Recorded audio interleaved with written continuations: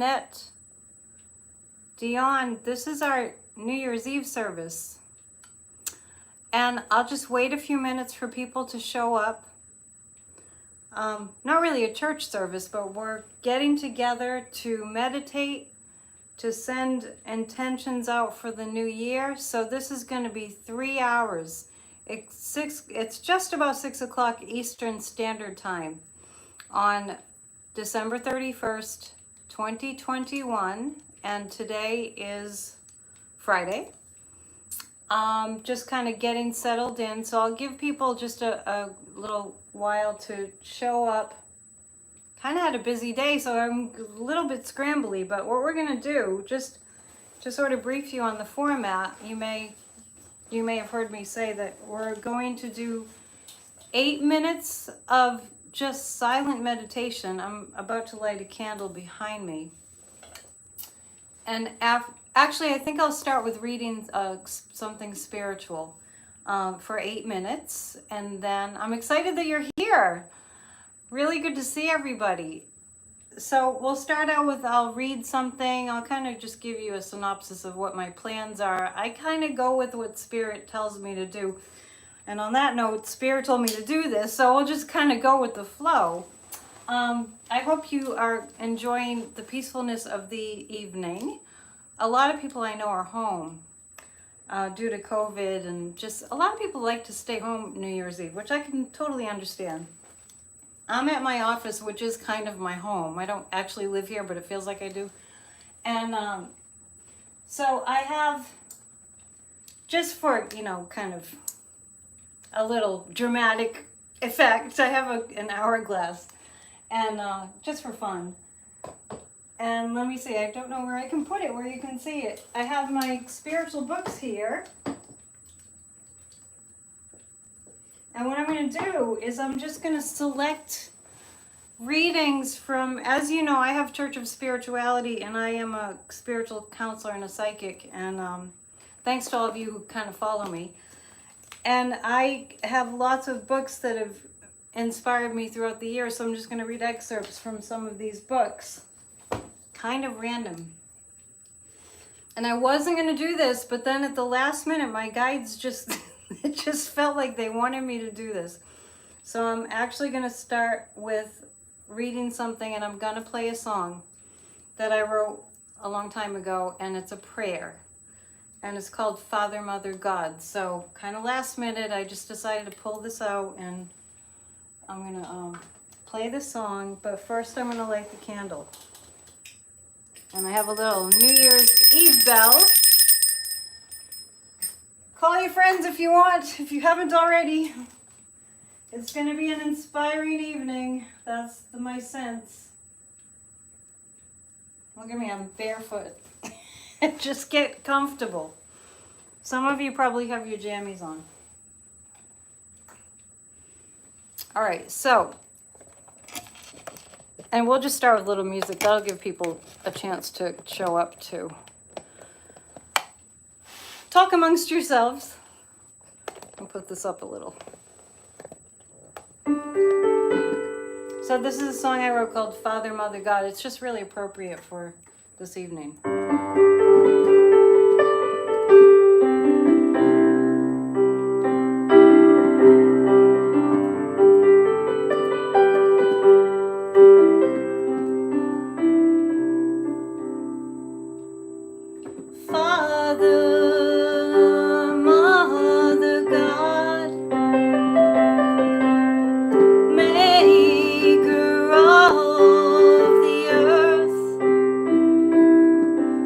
Embrace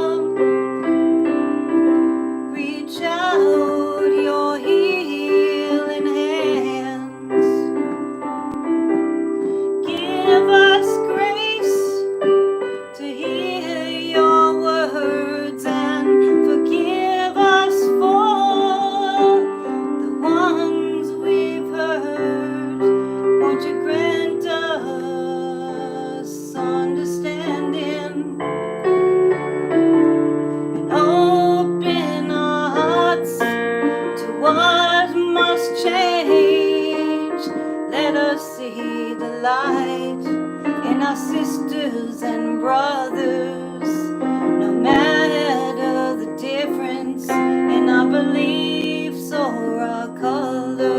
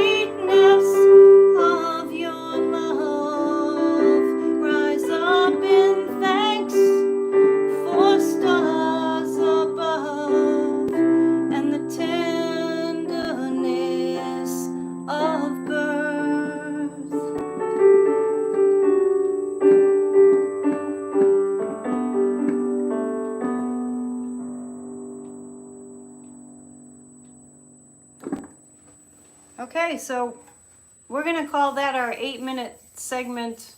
It's almost 8 minutes. We're going to read something, but actually I'll read something before we do our 8 minutes of meditation. While we're just getting started. Like I said, it's random. I'm just going to pick something to read.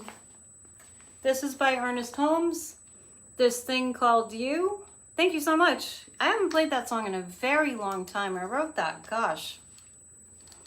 I don't want to give my age away, but it's decades ago. And it just seems appropriate for New Year's Eve. Let's see. Sorry, I'm going to have to wear the glasses. This is Ernest Holmes. We're going to read this, and then we're going to go into 8 minutes of meditation. So, and I'll time everything. And the 8 minutes of meditation, you can just be still. Just be still for 8 minutes, you know? So they look great. They're kind of glary, though. So, you know, do what you will, but I just want to make the point that, you know, when we're doing meditation, it's not fancy. You just sit. You just sit and you be quiet, and that's it. And then I'll come back on after 8 minutes, and we'll read something else. Spirit withholds nothing from us. To believe that God refuses the good we desire is to deny the goodness of God. It is a refusal to accept the profound conclusion of the one who said, "It is done unto us as we believe." Often we may find that even though we start with an enthusiastic conviction, as in like New Year's resolutions, even though we start with an enthusiastic conviction, we become stranded on the rock of unbelief. Refuse to let this discourage us. The law still is that it is done unto you as you believe. It's done unto us as we believe. No matter how subtle the thoughts of lack, fear, uncertainty, or loneliness may be, they do not belong to you. Your affirmations can erase them. Become master of your thinking, hence master of your fate. Always do this with a sense of union with good, for you have not been left alone to fight a losing battle or to contend against powers of evil. You have been left alone to discover your real true nature.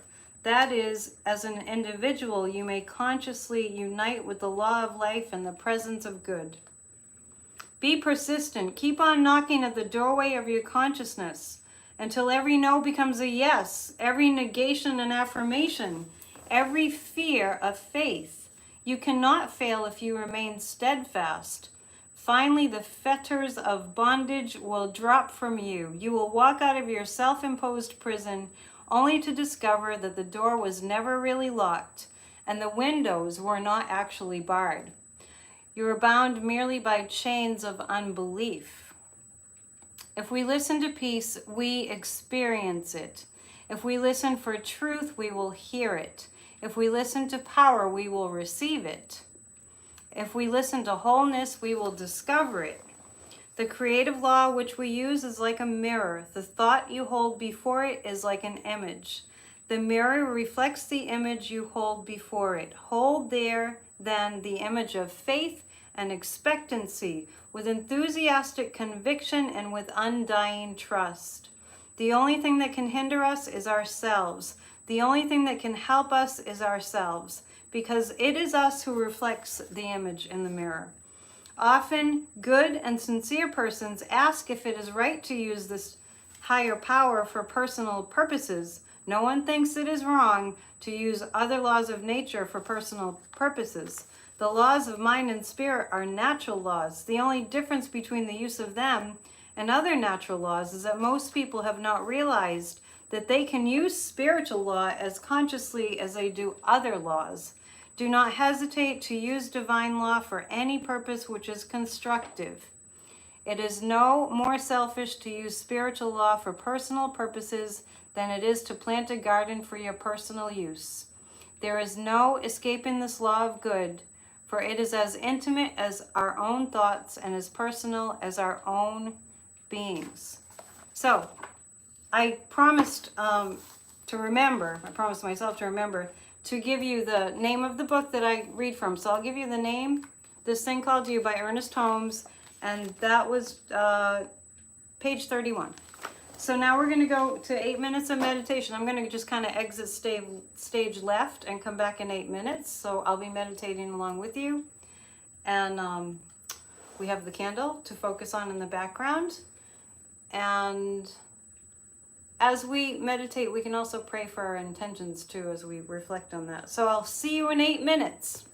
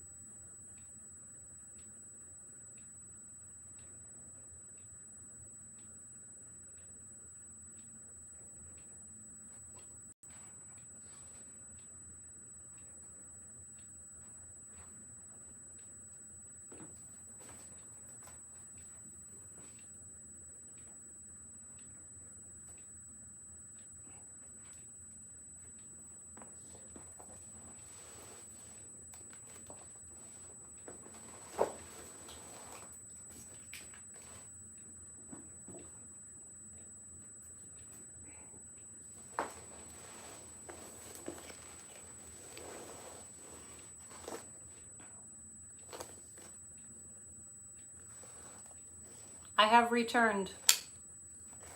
I hope you enjoyed that 8 minutes of stillness.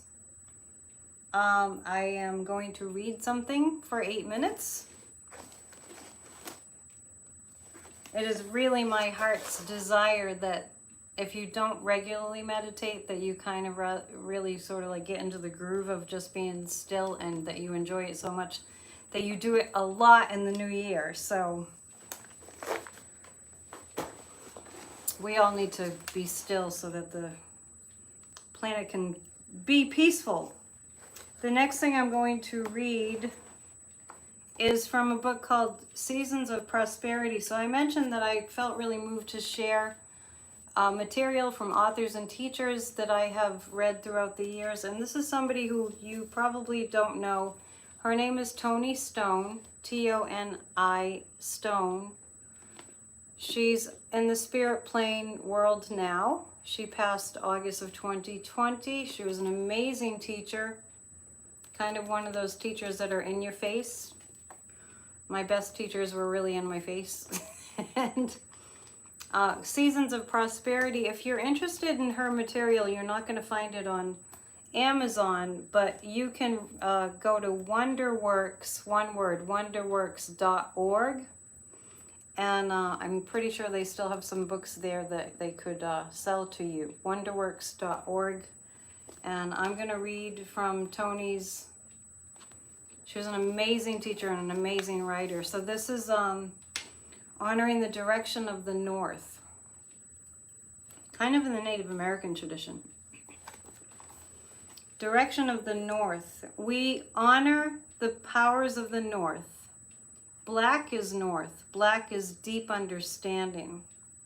North is where endurance, purity, and truth stand.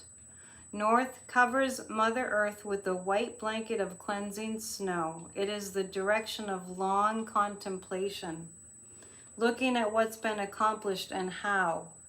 In North, we enjoy the long winter's wait, getting ready for the call of spring. Receptive, we assess our relationships to all things, standing for the straight road. Thanks for time to do small things. We become patient and open to new callings. From quiet understanding comes ability to hear. We receive insight. Endurance becomes the beginning of decisiveness. New action follows quiet blessings of North. So it's really speaking to this time of year, especially if you're in the Northern Hemisphere. If you're in Australia, it's coming out of summer, I think, right now. Winter time being a time of going inward. It's an incubation time. Worldwide, we kind of feel like we've been in an incubation time since we are in this global pandemic. So it's a time of really looking inward. And that's what Toni Stone has to say. And I'm just going to read a little bit more. We have a healthy, peopled, peaceful world. I'm basically just going to what Spirit's showing me. So let me read these kind of affirmations.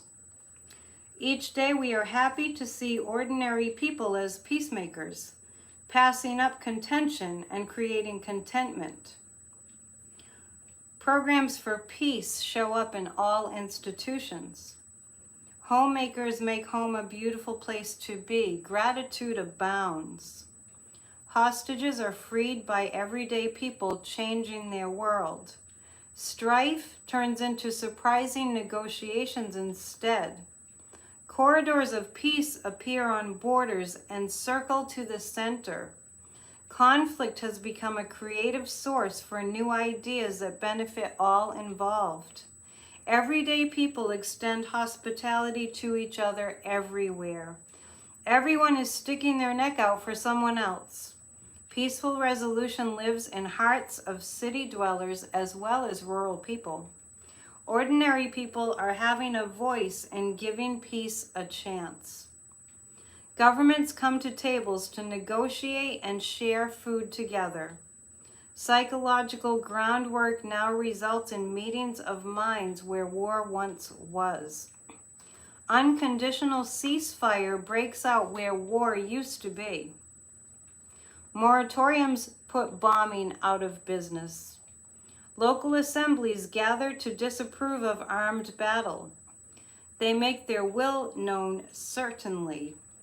Interviewers, translators, writers, and reporters help peace to prevail in all that they touch.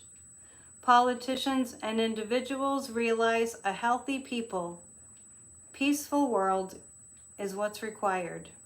Politicians and individuals realize a healthy, peopled, peaceful world, and it's what is required. People are disempowered by fighting and tired of fighting today. Children spread talk about simple truth. Older people become instruments of peace. Busy people make time to create harmonies. Heavy artillery breaks down, refusing to perform more. Armed skirmishes look silly now and everyone sees it. Conflict is resolved easily everywhere today. War machines disappear without a trace. All is well. And one last thing before we go into a little meditation break. So once again, that's Toni Stone, T-O-N-I. She is in the spirit plane now, but wonderworks.org is where you can go to purchase her books. They're not on Amazon, as far as I know. I'm going to read the first part of the book, Illusions by Richard Bach.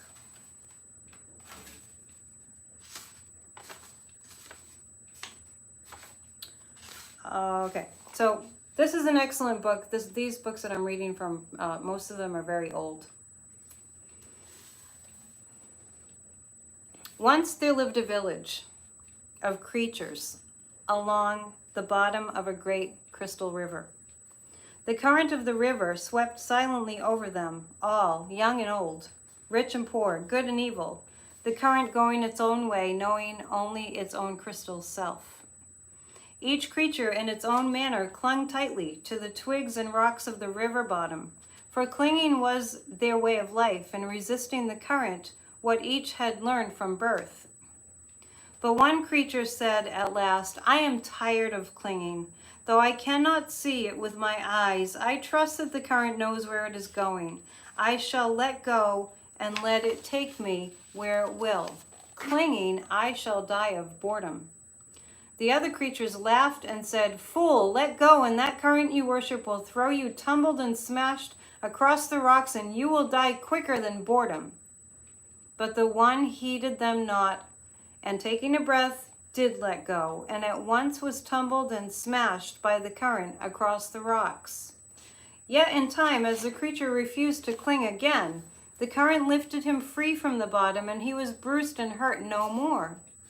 And the creatures downstream, to whom he was a stranger, cried, See, a miracle! A creature like ourselves, yet he flies. See the Messiah come to save us all. And the one carried in the current said, I am no more Messiah than you. The river delights to lift us free, if only we dare let go. Our true work is this voyage, this adventure. But they cried the more, Savior, all the while clinging to the rocks. And when they looked again, he was gone, and they were left alone, making legends of a Savior. It's about letting go of what you know. Kind of a little parable there. We're going back into 8 minutes of silent meditation. I'll see you in 8 minutes. And so it's not exactly 8 minutes because I don't have anything. I don't have a kitchen timer, so I meant to get one today, but I was a little busy. So 8 minutes of silence, and I'll see you then.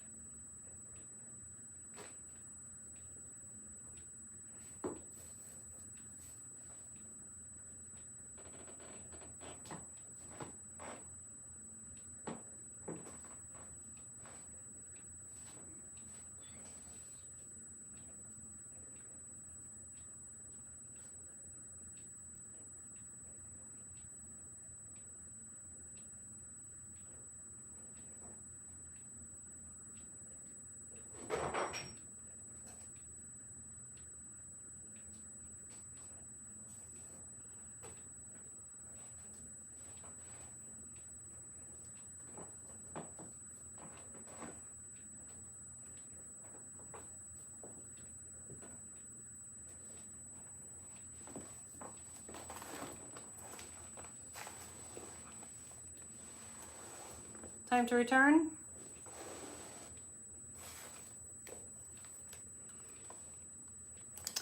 Okay.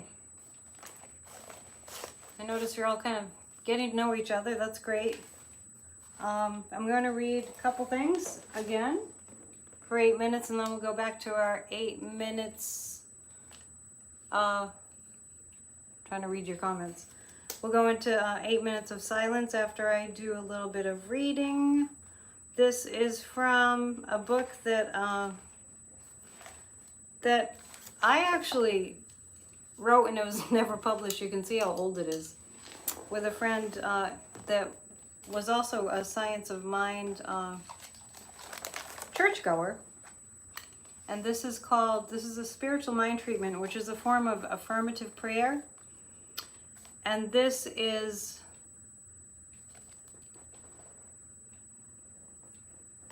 a spiritual mind treatment for racial respect.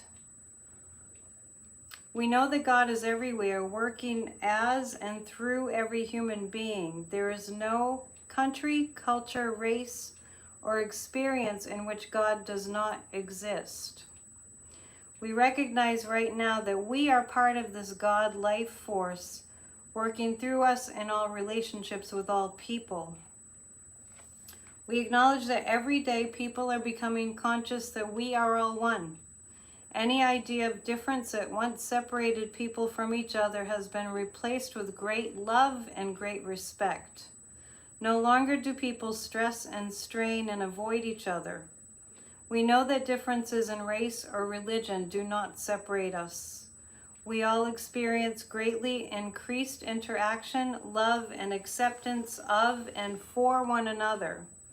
Each day, the media focuses on people joining together in an enhanced spirit of belonging, togetherness, and support. Negative ideas about appearance or beliefs no longer exist. People of Earth continually become more evolved and enlightened. Respect, compassion, and love are always the case. Injustice disappears. We see ourselves as one and effectively get to work on critical world issues. More and more, children are experiencing integrated environments and are taught truth about one another, growing up and maintaining high regard and respect for everyone. Racism is no longer an idea in the consciousness of Earth people.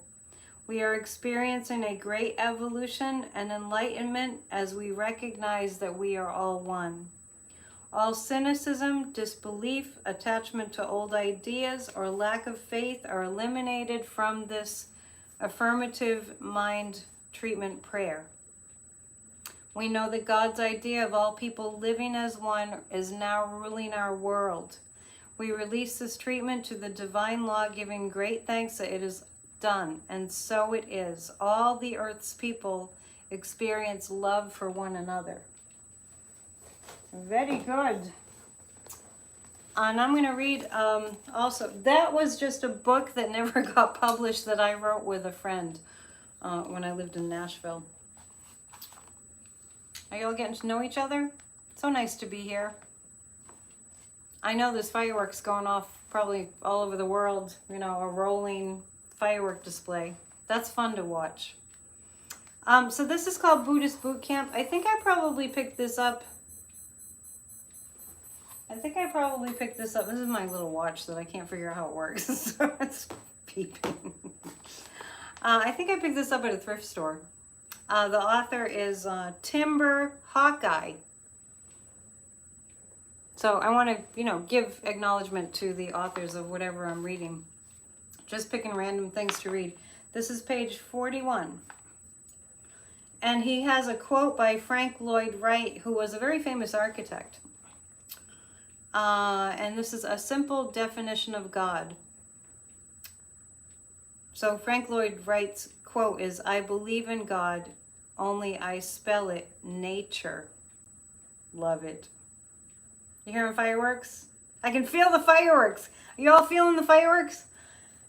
It's exciting. When we are, we're all connected and we all are celebrating the same thing. So we really feel that connectedness this time of year especially. A simple definition of God. How do we know for certain that things we cannot see truly exist? Look at a picture of food, for example. The flavor, texture, and scent are not in the photograph, but we know they're there. Our eyes detect only 3 dimensions, just as a camera captures only 2. So whatever it is that makes life happen must exist in a dimension we simply cannot see. The energy that keeps us alive is beyond our 5 senses and very mysterious.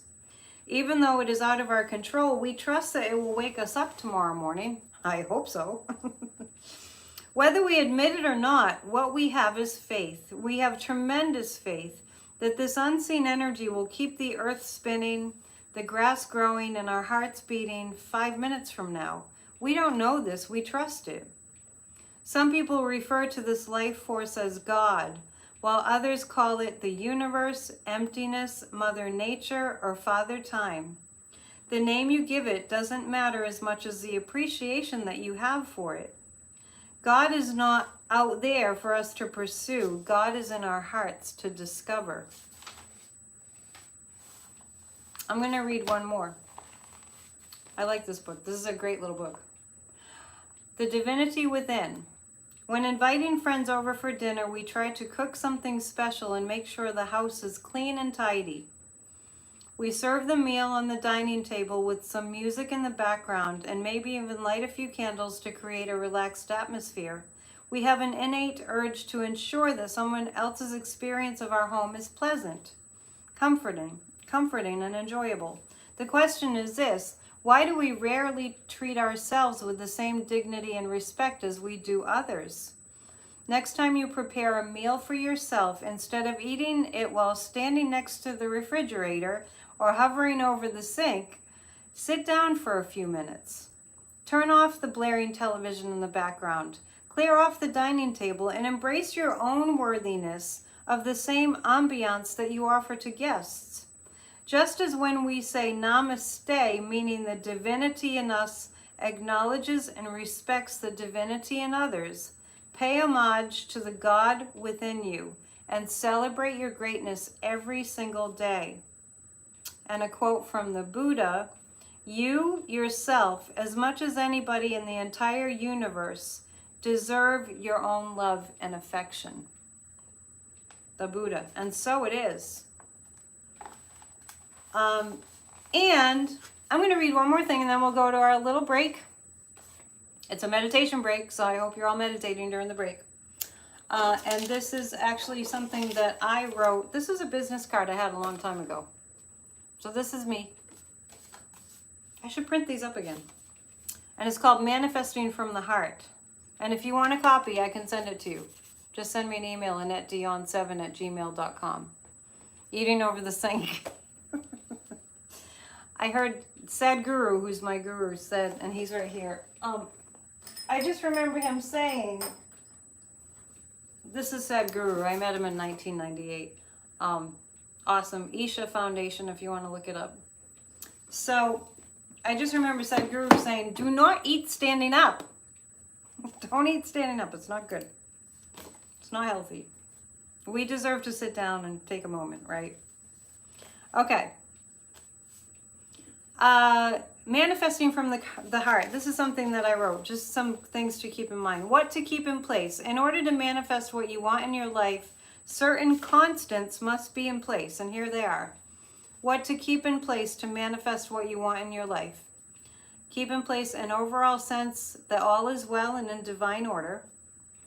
Number 2, awareness of the present moment and all that is good in this moment. 3, what to keep in place. A sense of great unfailing self-love and self-acceptance. 4, awareness that everything and everyone is connected and that we are all interdependent. 5, knowing that anything that happens is always moving us to expansion and greater love, and that this is the nature of the universe. Okay, there's more to it. If you want it, I can send it to you. It's time for our 8 minutes of meditation, so I'm going to exit stage left and you can peacefully meditate. Just be still. Maybe grab some tea or something. I'm going to do that and then sit. So I'll see you in 8 minutes.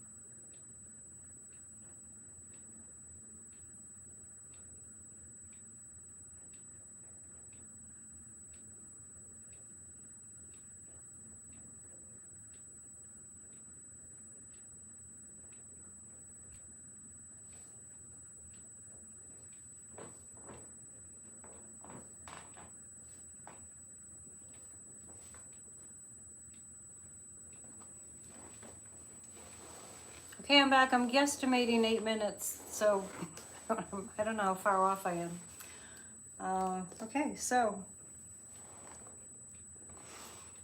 how's your evening going out there? Are you enjoying the peacefulness? Can I get a witness? Happy New Year. Let's all stay well and healthy.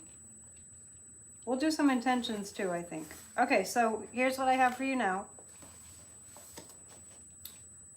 Dr. Wayne Dyer, who's also on the other side. All these great teachers that are on the other side, we're reading from some of them too. The Power of Awakening, Dr. Wayne Dyer. I'm going to read to you page 18. There is only now, Dr. Wayne Dyer. Let's call in his spirit. You know, we can access them. There's only now, absolutely. Even though everything that's ever happened to you up until this moment is in the realm of thought, it is very real for you. While you can't touch or have any of it, any of the past, you can certainly get quite emotional about it. It's critical to understand this point. The whole experience of your past up until this very second is all in your thought and nothing more. How much sense does it make to regret, be miserable, or feel guilty about something that is pure thought?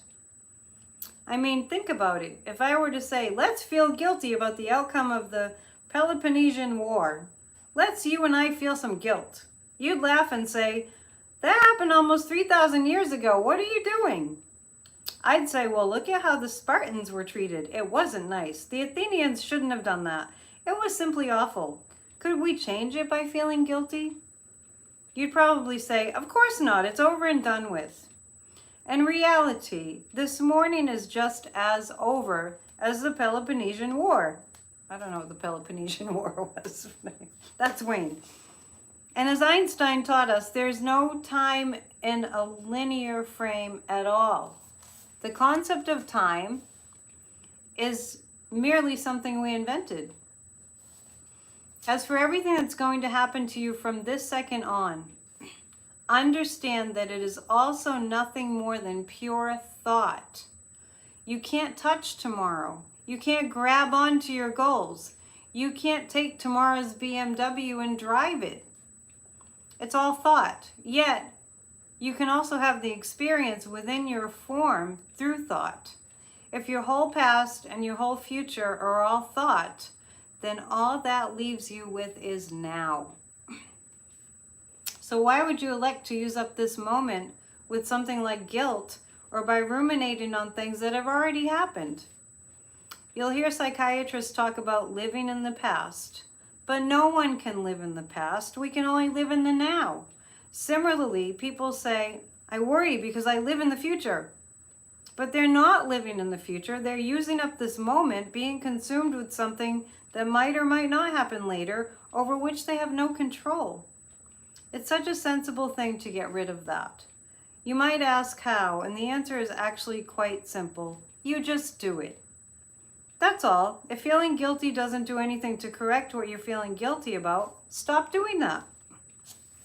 If you believe that you can't control your thoughts, that is, you believe someone else controls your thoughts, then what I want you to do is find out who's putting those thoughts in your mind and send that person to me, to Wayne. I will treat them and you will get better. Obviously, it doesn't work that way. You want to be able to say, it happened, it's over. I've resolved it. I want to be there in the right frame of mind. I don't want to be mad. Let's push it out. I don't want it there. However, a lot of therapists might then reply, that's unhealthy because you're not really dealing with it. I don't think you have to deal with things all the time in order to prove that you're healthy. Imagine there's a great big pile of cow manure in the street. Now, there are some people who would say, hey, I can deal with that. I'm going to walk right through it. To me, that's pretty crazy. A healthy person would say, no, I don't have to deal with that. I'll walk around it. And that's what they do. You've got to go around a lot of stuff in your life, including your own thinking when it doesn't serve you. How do you do this? Well, you just do. Don't think like that anymore. That's a really good one for the new year. Wayne Dyer, The Power of Awakening. Did I tell you the page? That's page 18. There is only now. And speaking of now,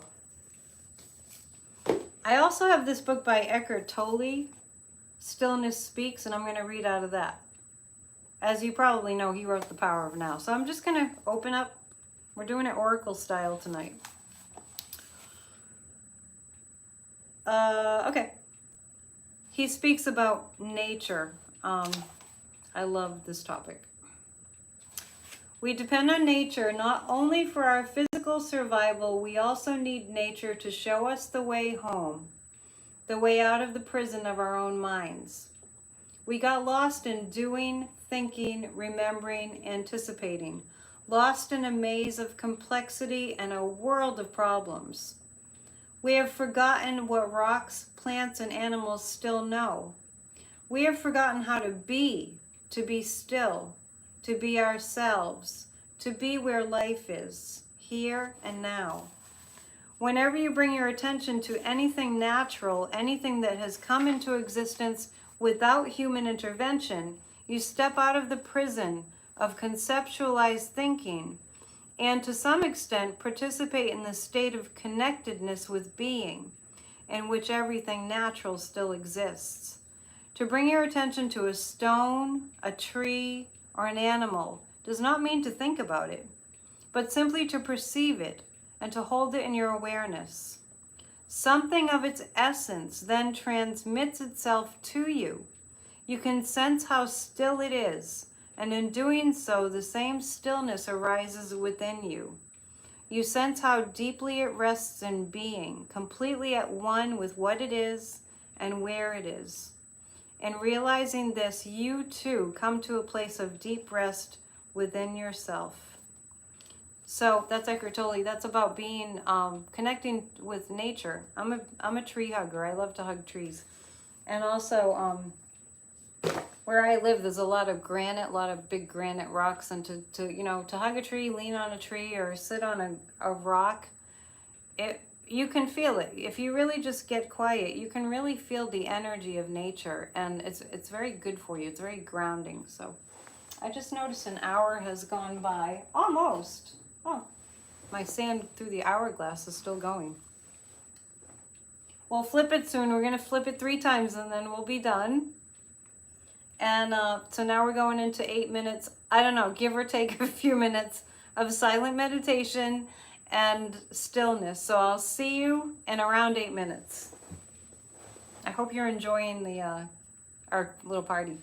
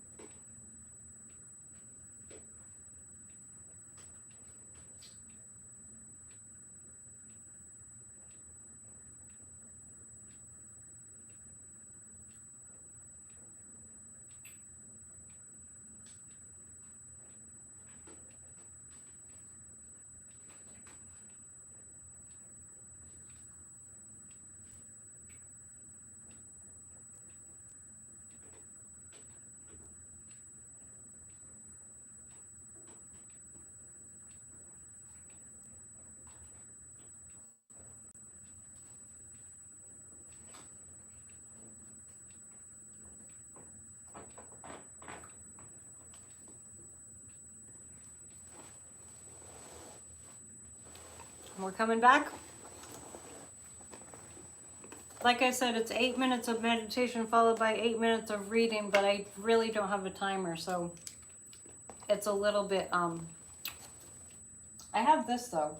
It's a little bit not exact. This is my, like, sand through the hourglass. We're going on to our second hour. And here's what I have for you. First of all, I have this.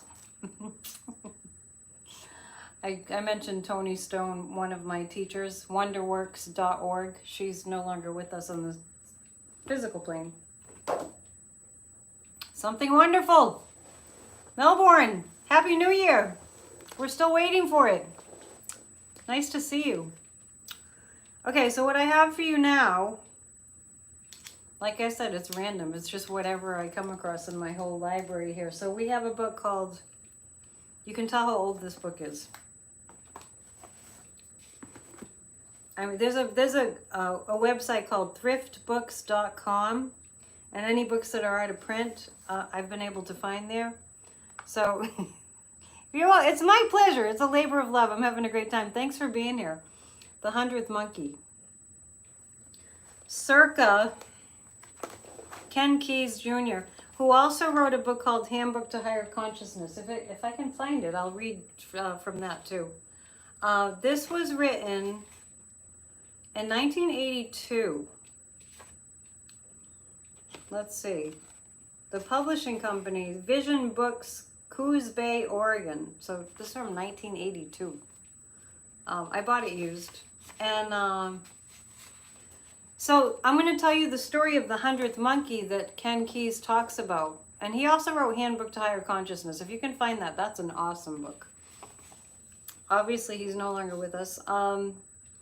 This says, there is no cure for nuclear war, only prevention. The arms movement, nuclear arms movement was pretty huge in the news at that time.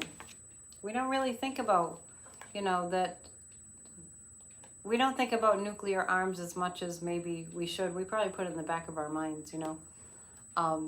Let's see, who's here? I hope you all are getting to know each other. So here's the story of the 100th Monkey. And you know, just absorb this. If you haven't heard the story, it's interesting. Ken says, there is a phenomenon I'd like to tell you about. In it may lie our only hope of a future for our species. Here is the story of the 100th Monkey. Hi, thanks for coming. The 100th Monkey. The Japanese monkey, excuse me while I mutilate this name, Macaca fuscata, the Japanese monkey, has been observed in the wild for a period of over 30 years.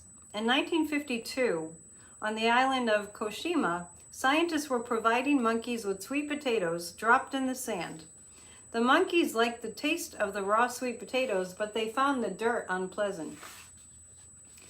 An 18-month-old female named Emo found she could solve the problem by washing the potatoes in a nearby stream.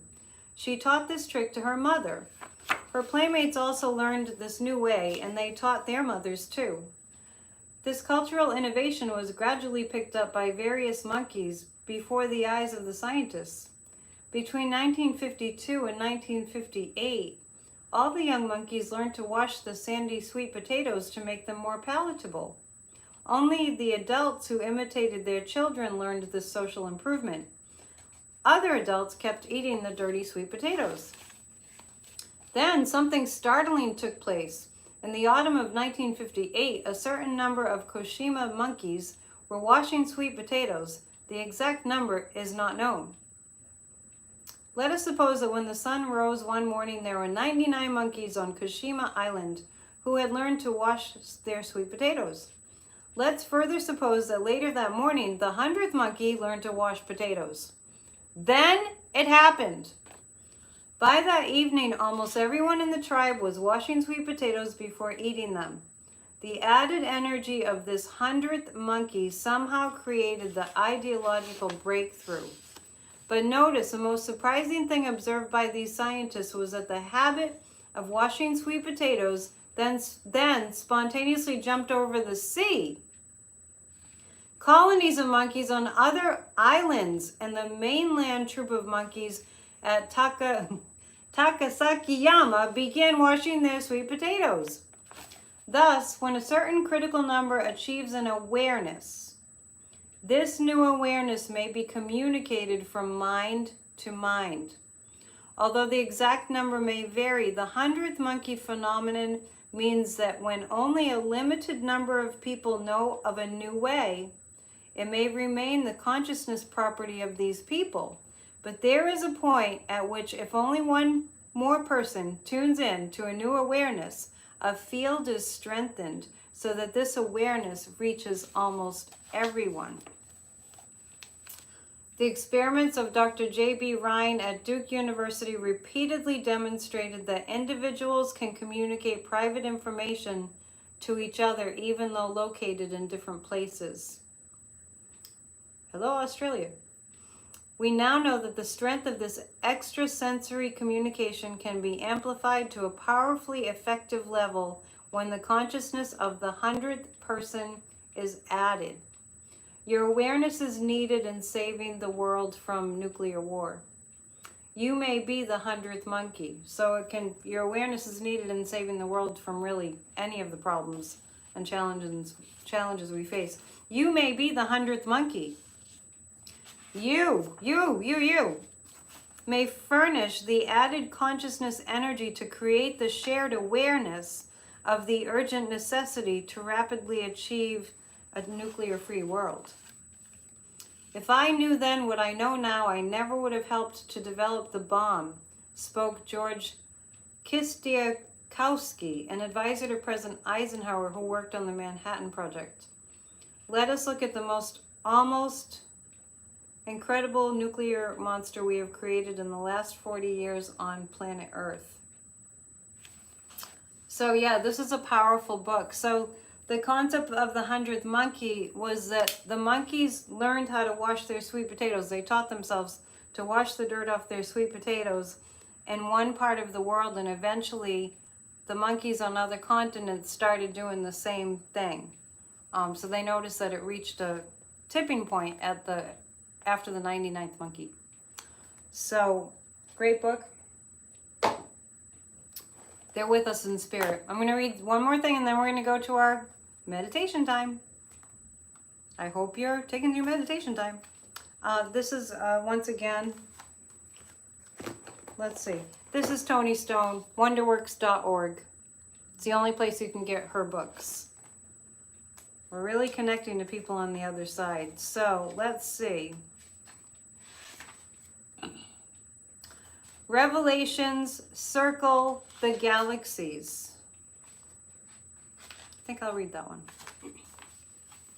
Cheerful changes are happening. Good received is being shared. These are like affirmations. Wonder brings new answers. People collaborate, negotiate, and cooperate. Conditions are perfect and appreciated. Perpetual understanding increases. All loves are being found and claimed. More loving takes place in all places. Appreciation is expressed. Intentions for good unfold with perfect precision. Directions are accepted. Results are produced. Healing happens faster and finer. Work is producing enjoyable results. Bringing together what belongs together is now happening. Abilities are more extensive than assignments. Kindness is gaining momentum. Ideals bring direction and optimism everywhere. Learning creates more gratitude. Gratitude grows, richness resumes. Cooperations bring vibrant possibilities into form. Discoveries generate goodwill for all. More loving thoughts circle the galaxies, and so it is. That's from Toni Stone, wonderworks.org. So, 8 minutes of silent meditation. Or I don't know, maybe you're having a cocktail, but whatever. We're just going to go into stillness for 8 more minutes, and I'll be back with more inspirational reading. So grateful that you're here. I may move the camera a little bit before I do that. We'll just bring it closer to the candle.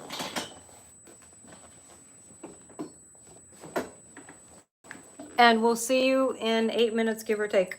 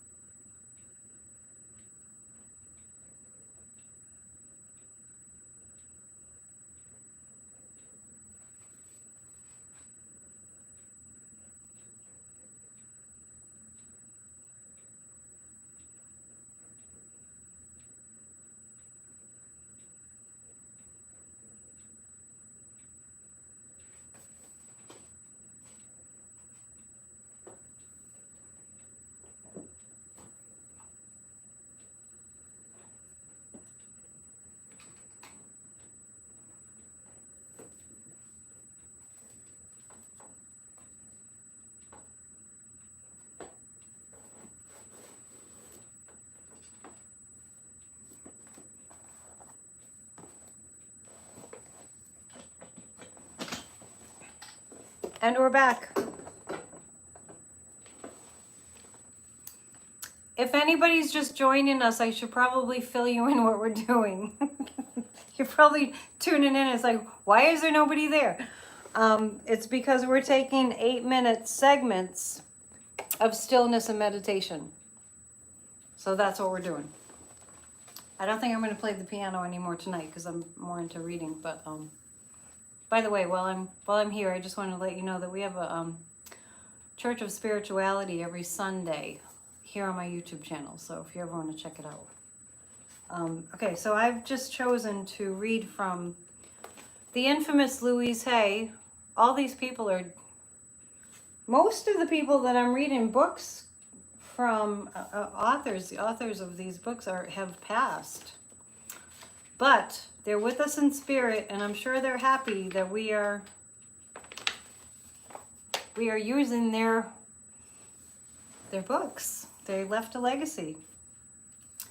This is one of my favorite things that Louise Hay ever wrote, and if you don't have this book, this is like a self-help spiritual Bible. Louise Hay was an amazing woman. She passed away in her 90s. I want to mention, let's put our thoughts and prayers to Betty White's spirit. She's in heaven now. Speaking of people who passed in their 90s, Louise Hay was still teaching when she passed. So I don't believe in retirement. We just got to keep going until we're done. This, I've had this hanging on my wall. I have a poster of this for many years, so I'll read it to you. Take a deep breath. Actually, I'm going to read both things. There's 2 opposite pages. This is on the end of the book. There's no page number. So take it in. I'm going to say the word I, but I want you to think of yourself. So I'm just going to say the word I, but you're saying I, as you're hearing this. And in the infinity of life where I am, all is perfect, whole, and complete. Each one of us, myself included, experiences the richness and fullness of life in ways that are meaningful to us. We now look at the past with love and choose to learn from our old experiences. There is no right and there is no wrong, nor good nor bad. The past is over and done. There is only the experience of the moment. I love myself for bringing myself through this past into this present moment. I share what and who I am, for I know we are all one in spirit. All is well in my world. So I can't help noticing, I'm just choosing random books that I have and random pages, but I can't help noticing what keeps coming up, even though I just opened to a page, is letting go of the past. Seems to be a theme here. I don't know if anybody noticed that. But she says, I'll read it again. I now look at the past. I'm getting chill bumps. Oh my gosh. I now look at the past with love and choose to learn from my old experiences. I believe I'm feeling Louise. Wow. Wayne Dyer's over there with her too. There's only the experience of the moment. I love myself for bringing myself through this past into this present moment. Okay, now I'll read the other one. Deep breath. I hope you're breathing deep. We're going into a new year. It's going to be great. Deep at the center of my being, there is an infinite well of love. I now allow this love to flow to the surface. It fills my heart, my body, my mind, my consciousness, my very being, and radiates out from me in all directions and returns to me multiplied. The more love I use and give, the more I have to give. The supply is endless. The use of love makes me feel good. It is an expression of my inner joy. I love myself, therefore I take loving care of my body. I lovingly feed it nourishing foods and beverages. I lovingly groom it and dress it, and my body lovingly responds to me with vibrant health and energy. I love myself, therefore I provide for myself a comfortable home, one that fills all my needs and is a pleasure to be in. I fill the rooms with the vibration of love so that all who enter, myself included, will feel this love and be nourished by it. I love myself, therefore I work at a job that I truly enjoy doing, one that uses my creative talents and abilities, working with and for people that I love and that love me, and earning a very good income. I love myself, therefore I behave and think in a loving way to all people, for I know that that which I give out returns to me multiplied. I only attract loving people into my world, for they are a mirror of what I am. I love myself, therefore I forgive and totally release the past and all past experiences, there it is again, and I am free. I love myself, therefore I live totally in the now, experiencing each moment as good and knowing that my future is bright and joyous and secure.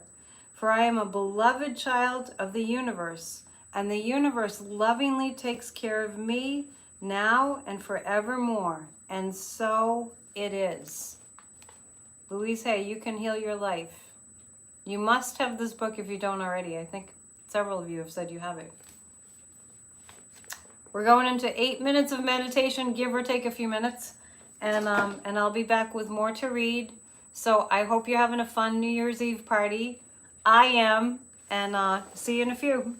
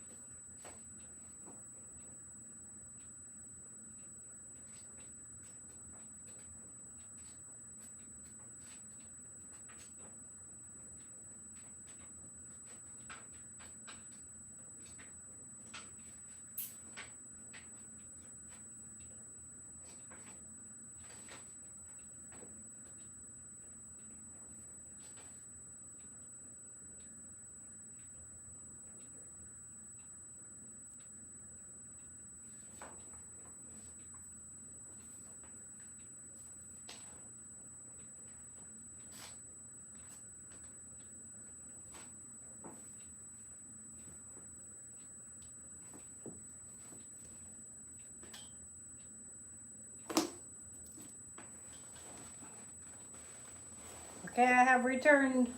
Maybe I'll ring my little bell.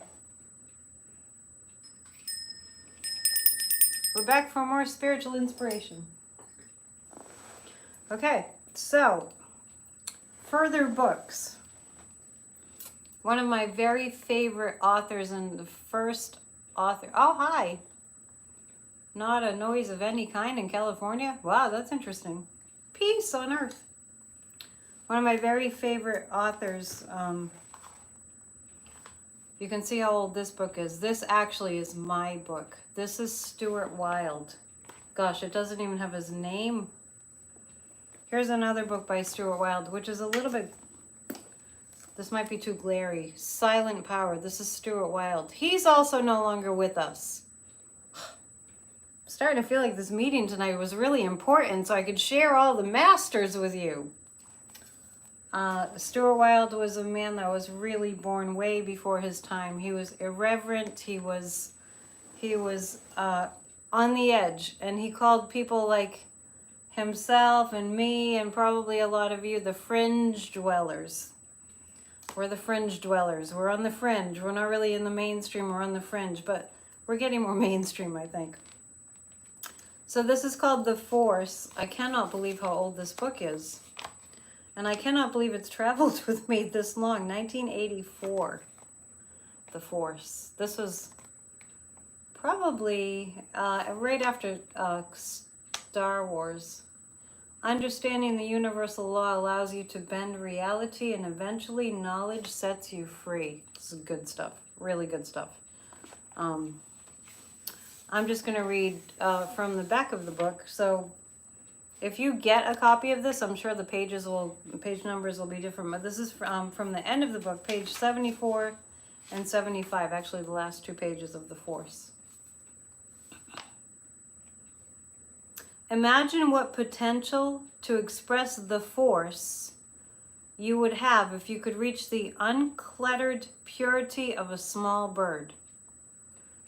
What would be your power to give pleasure and inspiration? It would be immense, would it not? Through your efforts, others would rebuild themselves, for they would see that within the turmoil and chaos, there was a bird singing, there was a power, a pathway out of the morass. They would be able to see you just a way down the path ahead of them, and they would say, if he or she can make it, so can I. If the little bird can make it, so can I. That is your gift. The pure self you express, your smile, the way you walk, the things you do, the way you drive your car, the way you handle your children, your daily dedication to those around you. That is your gift. As you develop yourself spiritually, people will come to you. For the Force knows how to make use of its supporters, and it will allow you, through the intrinsic value of your spiritual energy, to go further and to shine ever more brightly. And you will understand more and more deeply that what you are is God. There is nothing that you cannot do. There are no real limits to your capacity. Your heritage is to express a power for the benefit of yourself and then of others. And by silently expressing that power, you allow a renaissance to come about. Within mankind, there is a long forgotten dream. It is a dream of a time when purity of spirit ruled the earth, and when love truly supported mankind, when each had time to evolve as he or she wished, a time when the individuality of self was revered, a time when there were no governments, no religions, no rules or regulations, for each person understood his responsibility to others, and there was no infringement or mass thinking or forced conformity. There was spontaneous enlightenment, instinctive creativity, and you heard the laughter of people having fun. Through your knowledge and power, that time will return, not for all of mankind, but for you and those who will be attracted to individuals such as you, who are expressing powerfully. For in the darkest times, The force always provides a spark of light, and that light is carried by a few and later passes on to others. Your heritage, your life's heroic goal, is to work upon yourself to the point where the force grants you the right to carry its light. And when you have done so for a while, you will earn the right to go to other things. You will look back at the world and you will hear a funny bag of bones with toothpick legs go, tweet, tweet, and somewhere a man will laugh in an atmosphere of total calm, and you will be able to say to yourself, I helped to create them. And you will know what is meant by the golden age. I gotta tell you, there's something about the books that were written in the 1980s and 1990s, the clarity and the simplicity of the way that they wrote, and the way they kind of you just got it. You know, when you read it, you just got it. And on that note, I mentioned Handbook to Higher Consciousness. It is on my bookshelf. Ken Keyes, who wrote the 100th Monkey, which I read earlier, if you just joined us, from the 1980s. And I'm going to read to you what Ken Keyes says about the law of higher consciousness. Your growth into higher consciousness should begin by fully understanding the importance of becoming one with the law of higher consciousness, which is this: love everyone unconditionally, including yourself. This law can enable you to find the hidden splendor within yourself and within others. Unfortunately, we have never been taught how to love unconditionally. Almost all of our loving has been motivated by emotional desires programmed into us at an early age. Most of our love experiences have taught us we must earn or deserve love before we can have it, and that others must deserve our love. This conditional love, it is like a barter or a business transaction. It is no wonder that our well-meaning but unskilled attempts to love usually end up in separation and alienation. We have been taught to place conditions on our love, as in, if you really loved me, you would fill in the blank. And then we use one of our addictions to finish the sentence. This is an exchange. It is not unconditional love. What is unconditional love? It is not, I can love you if you do what my emotional program says I want you to do. It is just love. Just, I love you because you are there. I love you because you are part of the nowness of my life. I love you because although our bodies and minds may be on different trips on the consciousness level, all of us are alike in our humanness. We are one. Real love is simply accepting another person completely and unconditionally. We experience things from his or her psychic space. It is like seeing the world through his or her eyes. Whatever he or she is going through, whatever he or she is feeling, we have been there too at some time in our lives. When we love, we view others as unfolding beings in their journey toward higher consciousness. We realize that no matter how intensely we strive for worldly attainments, we all seek love and oneness on the consciousness level. We are all on the journey to higher consciousness. Some of us are hearing the messages life offers us and are working consciously to eliminate our addictions to things. Others are not progressing rapidly because they do not yet know how to consciously love themselves. We must learn to love ourselves right here and now. We need to feel that no matter how horrible we have judged our past actions, each day our life begins anew. We have all at times been lovable. A child may be naughty, but he is always lovable. And so we are all children as long as we are programmed with our lower consciousness addiction. So we must accept the melodramas we get involved in as we live out our current crop of addictions. This too is part of our life and growth.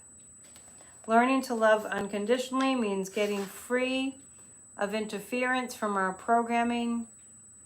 This enables us to perceive clearly what is here now, to evaluate wisely, and to act effectively to do whatever we want to do about it.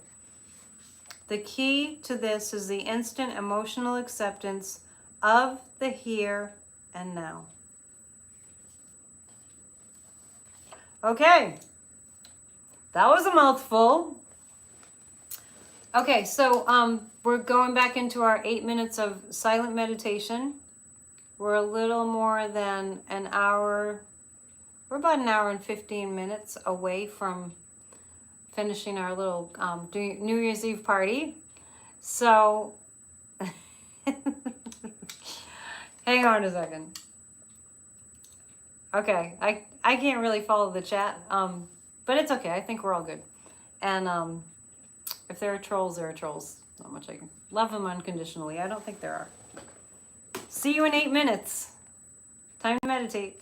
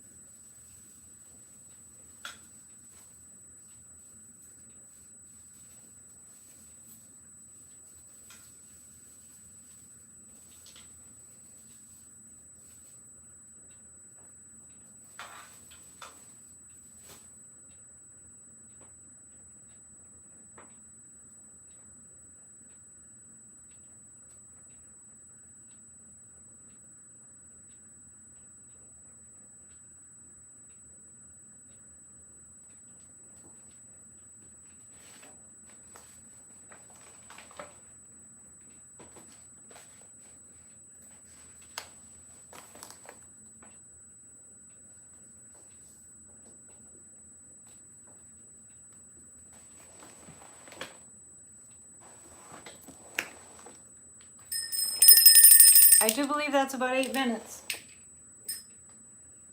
Our hourglass is, we're gonna flip it. This is a 1 hour hourglass, so we're gonna, it's on the second time. We still have another time to flip it, to go. And that's when we'll finish. So it's funny because I'm kind of thinking, gee, who wants to come and just sit here for 8 minutes, 8-minute segments and meditate? But then, you know, what's the alternative? Are you watching Anderson Cooper on CNN? I mean, I don't know. It's different. I'm glad you guys are here. Okay, Ernest Holmes, 365 Science of Mind. And, sorry, it's hard for me to read your comments. Just chat with me for a while. Oh, thank you, Douglas. It's just hard for me to see because I have a very small screen. I'm just doing this on my phone. Does someone want to ask me a question? And I also can't, you know, I can just respond. Okay, so I'm going to read. If I see that you have something to ask, I'll just answer you. If it's really important, email me at AnnetteDion7@gmail.com. So I have, this is a really good book by Ernest Holmes. So it's a thought for each day. It's a very positive, you know, message. And I'm going to read January Beginnings. Okay.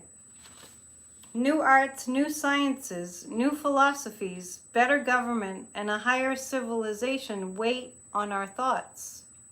The infinite energy of life and the possibility of our future evolution work through our imagination and will. The time is ready, the place is where we are now, and it is done unto all as they really believe and act. Okay, and I'm going to read New Year's Day. The first one. I enter into newness of life. I create new heavens and a new earth. So that's actually a quote from Isaiah from the Bible. I create new heavens and a new earth. So here's Ernest Holmes, New Year's Day. We have been given the ability to initiate a new chain of causation. There is but one mind and we use it. The laws of nature are universal, but our use of them is individual and personal. Our thought is operated upon by a universal creativity that is infinite in its capacity to accomplish. Thus, in taking thought, we do not force anything. We merely decide what thought to follow, knowing that the result is automatic. Spirit is forever unfolding its own nature. In the physical universe, it does so independently of our thought. In our personal lives, it must do its renewing activity through our thinking.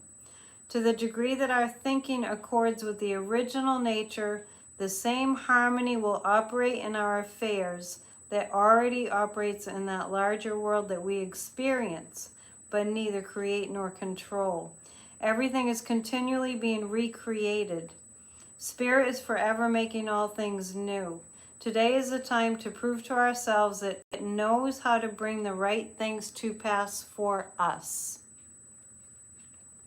Let us confidently affirm the divine presence and actually believe that it is guiding us as we consciously bring a problem we are facing into our thought, not as a problem, but as though we were receiving the answer, saying this.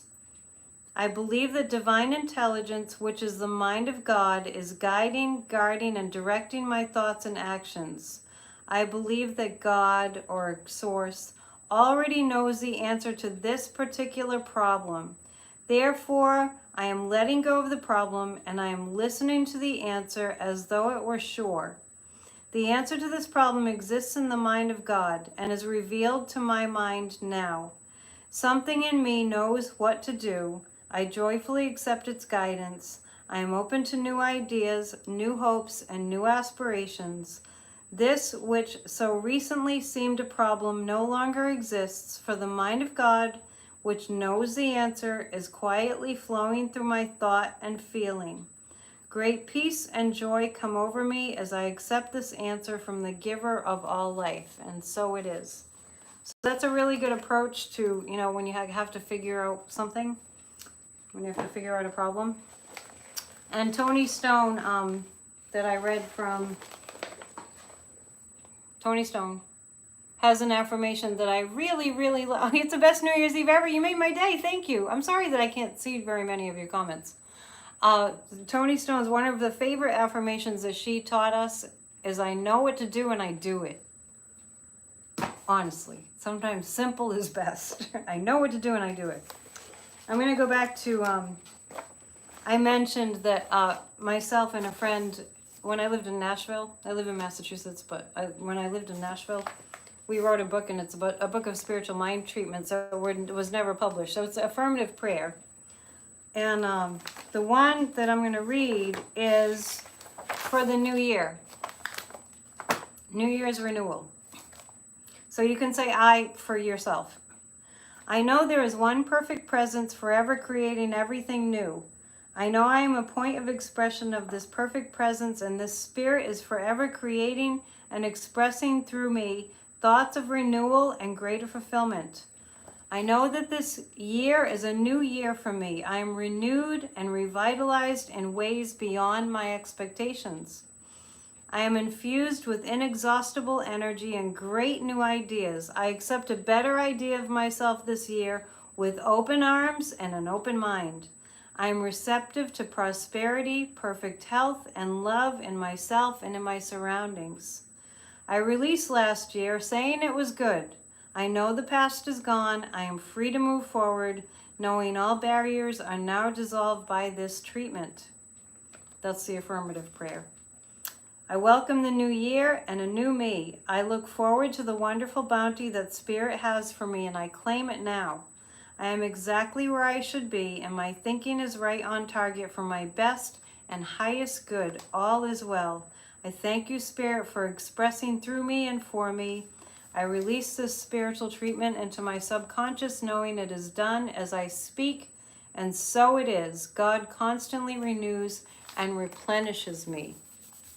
If you want a copy of that, this is an original, so you just have to email me. AnnetteDion7@gmail.com. Before we go to our 8-minute break of meditation. Is anybody doing the meditation? I have this little book. I think I got this at a secondhand store. Oh, I'm sorry. I don't know what the sound is. You think that's what it is? I don't know. It's a brand new phone. Could be. The other thing that people say is they see orbs. I don't know if there's any orbs tonight, but, you know, I'm just the phone user. Anyway, sorry about that. I hope it's not too distracting. I don't hear anything. So I'm going to just read a couple pages from this Instant Karma book. Let's see. Barbara Ann Kipfer. 8,879 ways to give yourself and others good fortune right now. So I'm going to read a couple pages. Just randomly. It's just advice, like little tidbits. If something bad happens, try to get over it quickly. Emulate role models. Have consideration for others. Allow others to make mistakes. Seek truth in the depths of your own heart. To meditate, sit comfortably with your back straight, head erect, and chin tucked in slightly. That's a good one. Organize your errands before you leave the house. Eat a fruit or vegetable you've never tried before. Do the eagle pose to improve balance and concentration. Develop the ankles. Remove shoulder stiffness. The eagle pose. I'm trying to remember. I think I remember the eagle pose in yoga. Focus on a meditation object. Solicit feedback from friends, relations, and colleagues. Practice directing healing energy. Wisdom is revealed through action, not talk. Tell someone she's beautiful or he's beautiful. Make people feel important. Thanks, you guys, for making me feel important. Make your love for truth greater than your need to be right. I gotta read that one again. That's a good one. Make your love for truth greater than your need to be right. It brings to mind, I forget who said this, but do you want to be right or do you want to be happy? Improve the atmosphere in which you live. Donate groceries to a local food bank. Help old friends grow old. Nurture, I like that. Help old friends grow old. Nurture awareness in every moment of your life. Nurture awareness in every moment of your life. That's a great practice. Oh, I'm glad there's no more sounds. I have no idea what that was. It's probably just the Wi-Fi. Nurture awareness in every moment of your life. Go on a silent hike. Do that one daily. That's a good one. Rid yourself of the impression that you are indispensable. I'll read 3 more. Give gifts spontaneously. Learn to diffuse your energy through relaxation. Finish unfinished business. And wish for the happiness of others. Yeah, the 80s, books that came out of the 80s, man, you know, if anybody doesn't have the spiritual books that came out in the 80s, get them. I might make a list for you. Well, anything that I've read tonight, most of the stuff is from the 80s and 90s. Let's see, was there something else for this segment? I think I'm going to read from Shakti Gawain, just a little bit. And then we'll take our 8-minute break. This is a used book and it's all marked up. 4 basic steps for effective creative visualization. I'm just going to read the steps. 1, set your goal. 2, create a clear idea or picture. 3, focus on it often. 4, give it positive energy. I'll read them again. 4 basic steps for effective creative visualization. This is when you visualize what you'd like to create in your life. 1, set your goal. 2, create a clear idea or picture. 3, focus on it often. And 4, give it positive energy. And I would add to that. And then release it and trust knowing it is done. 8 minutes of meditation. See you in a little bit.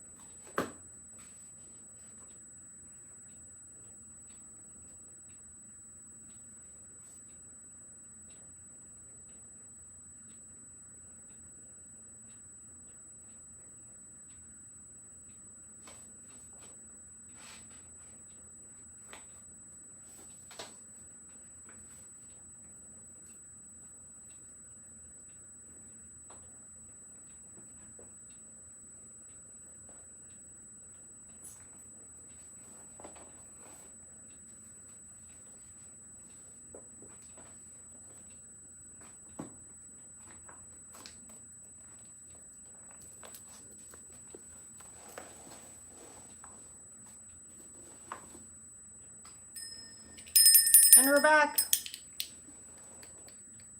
Oh, thank you. I guess I don't pay enough attention to the thumbs up and all that. So thanks. Okay, so what we have next.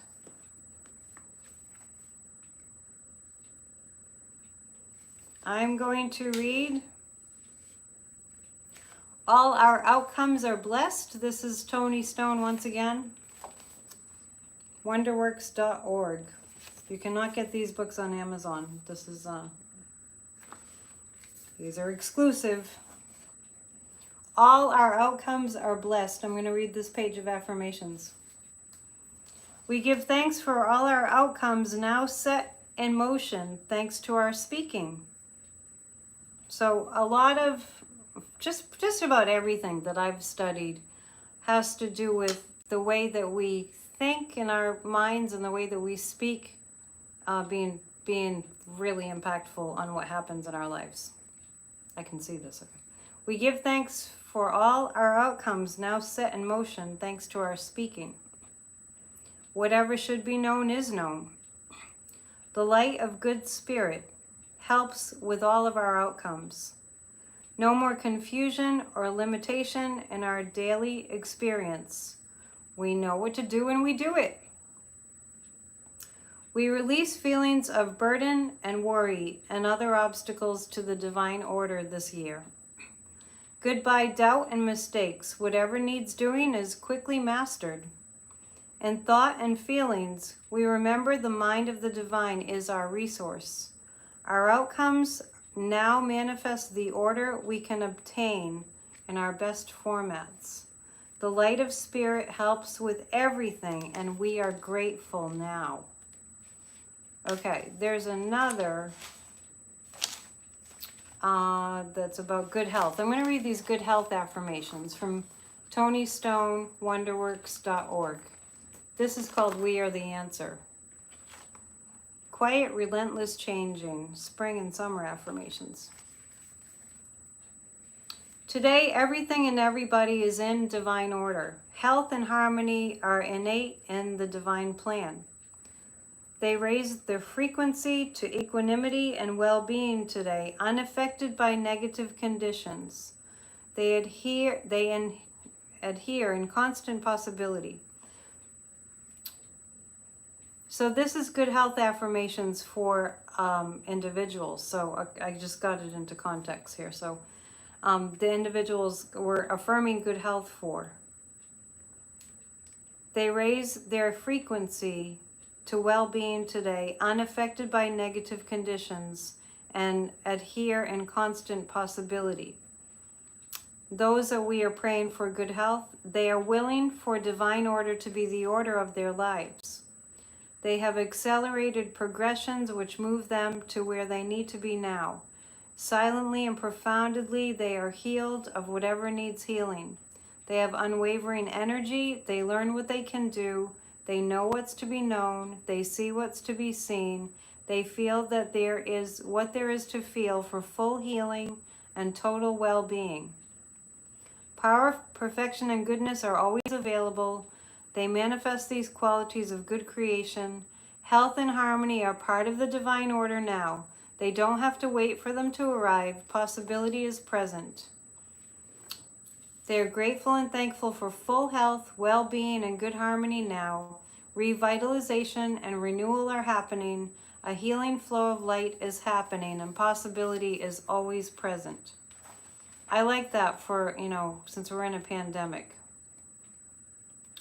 And I'm going to read also from Marianne Williamson's Illuminata. And this is a prayer. This is on page, just out of curiosity, I want to look at when this was written. I'm pretty sure it was the 90s. Let's see. 1995, Illuminata by Marianne Williamson. And this is a prayer for the world. So everybody take a deep breath and let's pray for the world. Okay. And so it is that we pray with all our hearts and souls to deliver our world into the hands of God. Dear God, we pray for this, our world. We ask that you remove the walls that separate us and the chains that hold us down.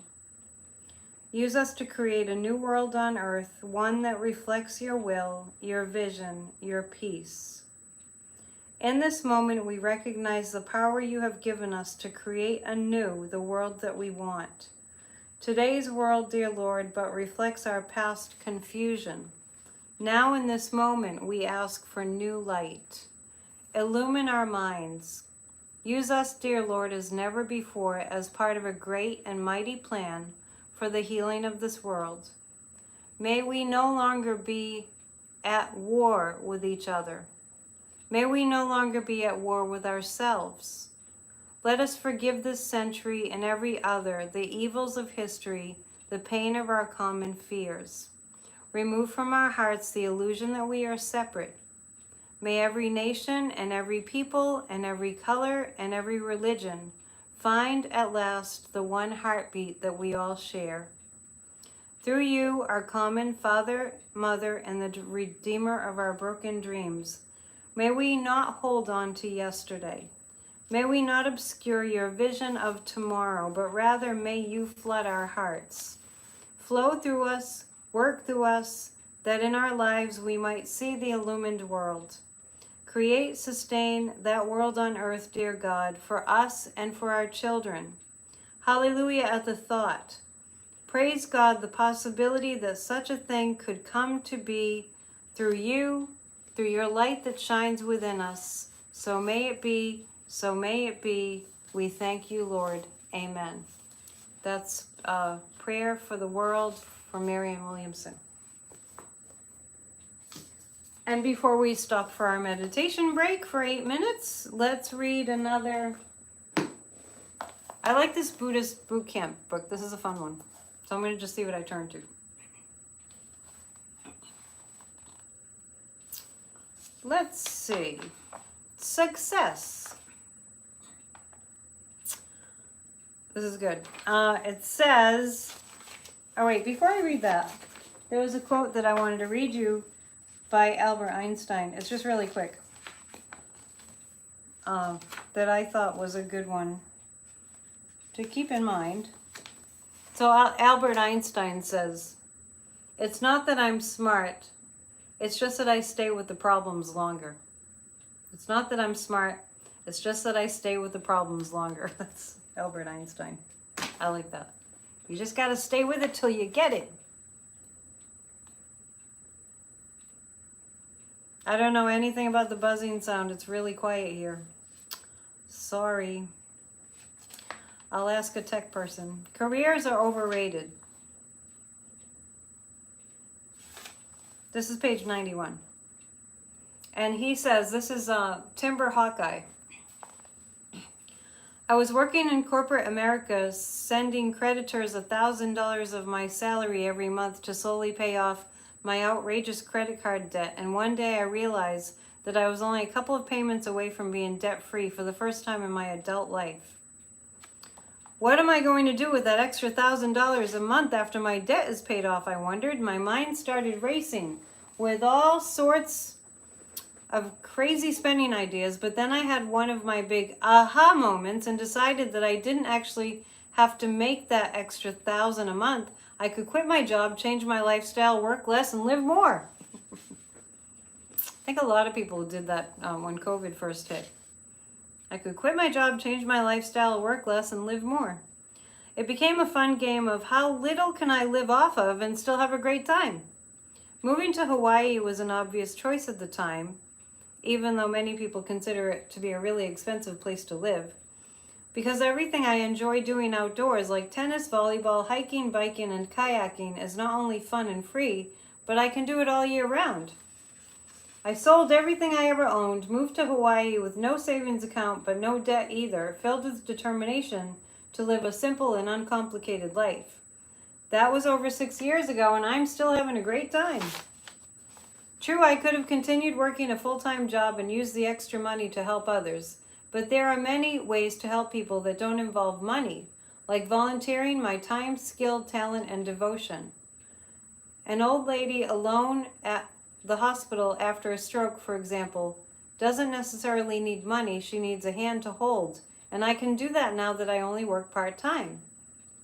A 9-to-5 job is not the only way to spell success. And then he has a quote from the Dalai Lama here. And the Dalai Lama says, man sacrifices his health in order to make money. Then he sacrifices money to recuperate his health.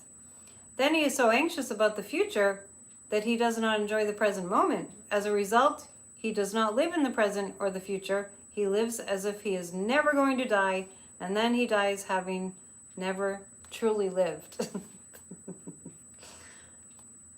That's the Dalai Lama when asked what surprises him the most. If you want to take a screenshot of that, that's pretty good.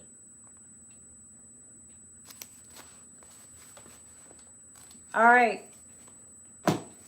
8 minutes of meditation, and I turn the hourglass over. It's literally an hourglass. And when it runs out, then we are finished. So I think it's a little more than, I think it's probably 45 minutes, I'm guessing. All right, time for stillness and meditation. See you in 8 minutes, around that.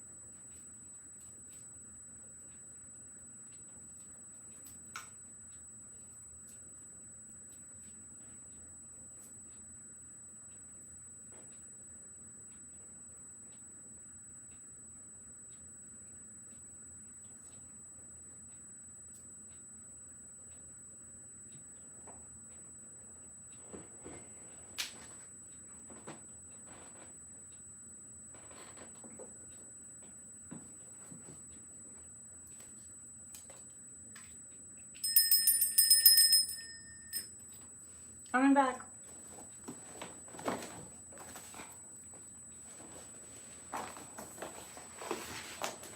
So make yourself a sign this is something wonderful and hang it up.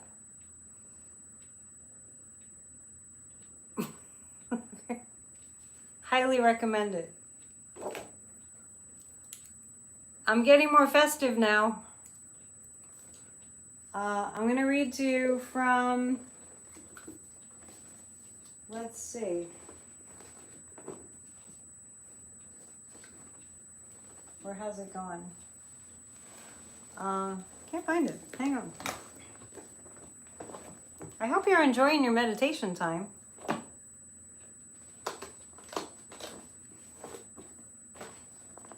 I'll read you this first. Okay. Oh, no, hang on. I'm going to read you this first. Surprise, surprise, I wrote a book. I really did, a while ago. Christmas is, I know, but I was like this, I took them down, but they still are lit. So I was like, well, I take Christmas down, you know, around January 5th. Okay, so a while back I wrote a book. This is actually available on Amazon. There it is, Annette, and there I am. The 7-Day Key to Living Inspiration and Empowerment. Getting what you want. And, you know, I didn't really sell very many books, but it is on Amazon. I'm just going to read you the first part. It's a really easy book to read. And so, this is the introduction. You'll sneeze. Excuse me, must be dusty. So this is my book. Just to give you a sense of how I got on my spiritual path. So it starts out, introduction. It might have been some form of depression. I remember a world of black and white and gray, not much in the way of colors. Growing up in a coastal town in Massachusetts in the oldest fishing village in America, there was a lot of natural beauty around me, but I simply didn't feel very much in the way of inspiration. Through the years, as I grew a little wiser, I learned that my sense of despondency was not something I was born with. I also realized that I didn't have to keep it. I began to notice that the messages in my head didn't originate from me. There were things I was told by the people around me. When you are young, you don't really have too many choices. You listen to what they are saying, and you take it in at a very deep level. And what was said to me went something like this: what you see is what you get. Don't wish for that, because when it doesn't happen, you will just be disappointed. You can't afford it, so forget it. That's just the way it is. Don't expect it to change. I would venture to say that you can relate to some of these messages. Maybe you could even add some of your own. When I look back now, I feel that I was lucky. That is because there was another voice within me, continually having a second opinion and letting me know it. Repeatedly, this inner voice seemed to keep saying, guess what? You don't have to believe them. In my teen years, I stumbled upon a couple of what we called then New Age books. These books began to give me a new sense of direction and understanding. In essence, they saved me from the morass of distorted, well-meaning but negative views of others. A certain place in my mind began to crack open that was longing to be set free. Something within finally began to experience a sense of reprise from limited ideas. If only for brief moments here and there, it felt like the spring thaw was stirring. I began to sense a world that no one was talking about. At first, I was a little confused. I figured either they had known the truth and decided to keep it from me, or that I had come upon some new information that I would end up teaching. It was simple, but struck me in a profound way. Here it is. You create your own reality through your thinking. It was like a light had been switched on. Nothing else I had ever heard had felt this dead on, this accurate. I read one book, then another, and another. Repeatedly, I noticed each brought up the same topic of mind affecting matter. To this day, I have never stopped reading and learning. I continued living and growing up in the environment that I had previously found so gray and limiting, but colors began to emerge. Though I was still young and not able to yet set out on my own, I noticed that my newfound awareness seemed to lend me an indomitable sense of possibility and strength. Slowly, this wisdom helped loosen the mental and emotional grip that my blue-collared working-class hometown had had on my conscious thinking. When I overheard someone saying, "That's just the way it is," and giving me a sense that I just had to go along with it, I noticed myself no longer accepting it. So that's my book. Maybe it came out in 2015. I don't even know. 2013. Going on 10 years ago. Shakti Gawain. This is one of the books I was just referring to that I kept reading materials that really awakened me. Okay, so I'm reading from Shakti Gawain. She's no longer with us either. I feel like I'm just channeling all these wonderful spirits. Living in the Light, written in the 1980s. Let's see, 1990. No, this is a revised edition. The original was 1986. Okay. Telling you, everyone, you need to get the books that were written in the 80s, spiritual books that were written in the 80s. Thank you. Okay. This is page 78. No, 77.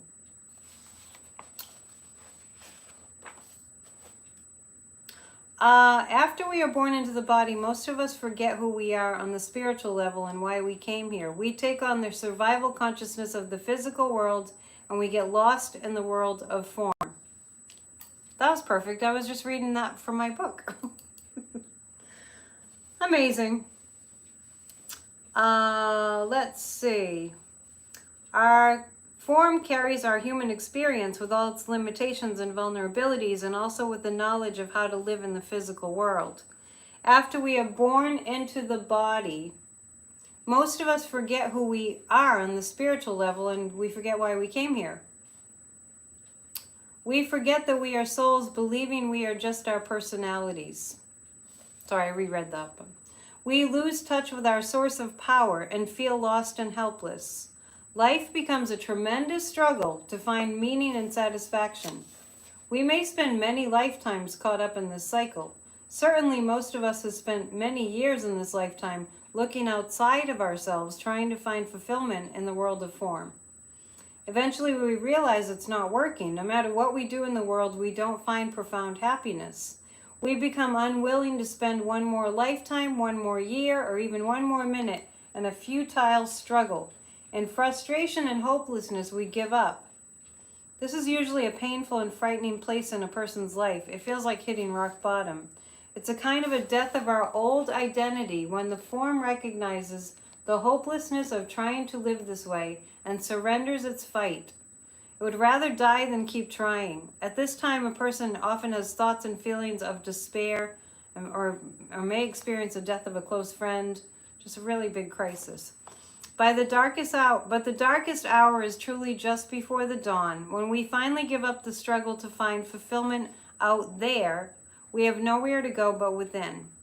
It is at this moment of total surrender that a new light begins to dawn. When we give up our old way of doing things, we create space for new energy to come through. This is like being reborn. So, let's see. I want to just jump down a little bit. This is like being reborn. We are infants in this new world and have no idea how to live, since none of our old ways work here. We feel uncertain and out of control, yet hope is reborn in us, and a new power and vision start to come through. This can be the beginning of developing a form that is conscious of and integrated with our spirit. So she's much describing what I was describing in my book. There are no accidents. And so that's kind of interesting. Let's see. I wanted to also, during this segment, read a little bit more from this Instant Karma book, because there's some really cute things in here. Then we'll take another meditation break. You guys must be feeling really all meditated.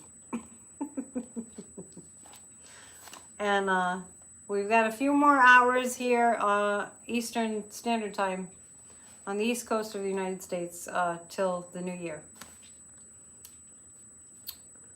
Okay, let's see. Surprise kids with an ice cream stop. It's fun. It's really been fun. Surprise kids with an ice cream stop. Spend as long as necessary listening to someone talk about what's troubling them. I like that one. Explore yourself in the world with consciousness and compassion. On a rainy evening, write long letters or emails to old friends. Let your regrets gather dust. Be with people you like and who make you happy. What a novel idea. That's what I'm doing. That's what we're doing tonight. Love a thing for its own sake. Just love it for its own sake. Acknowledge even small improvements.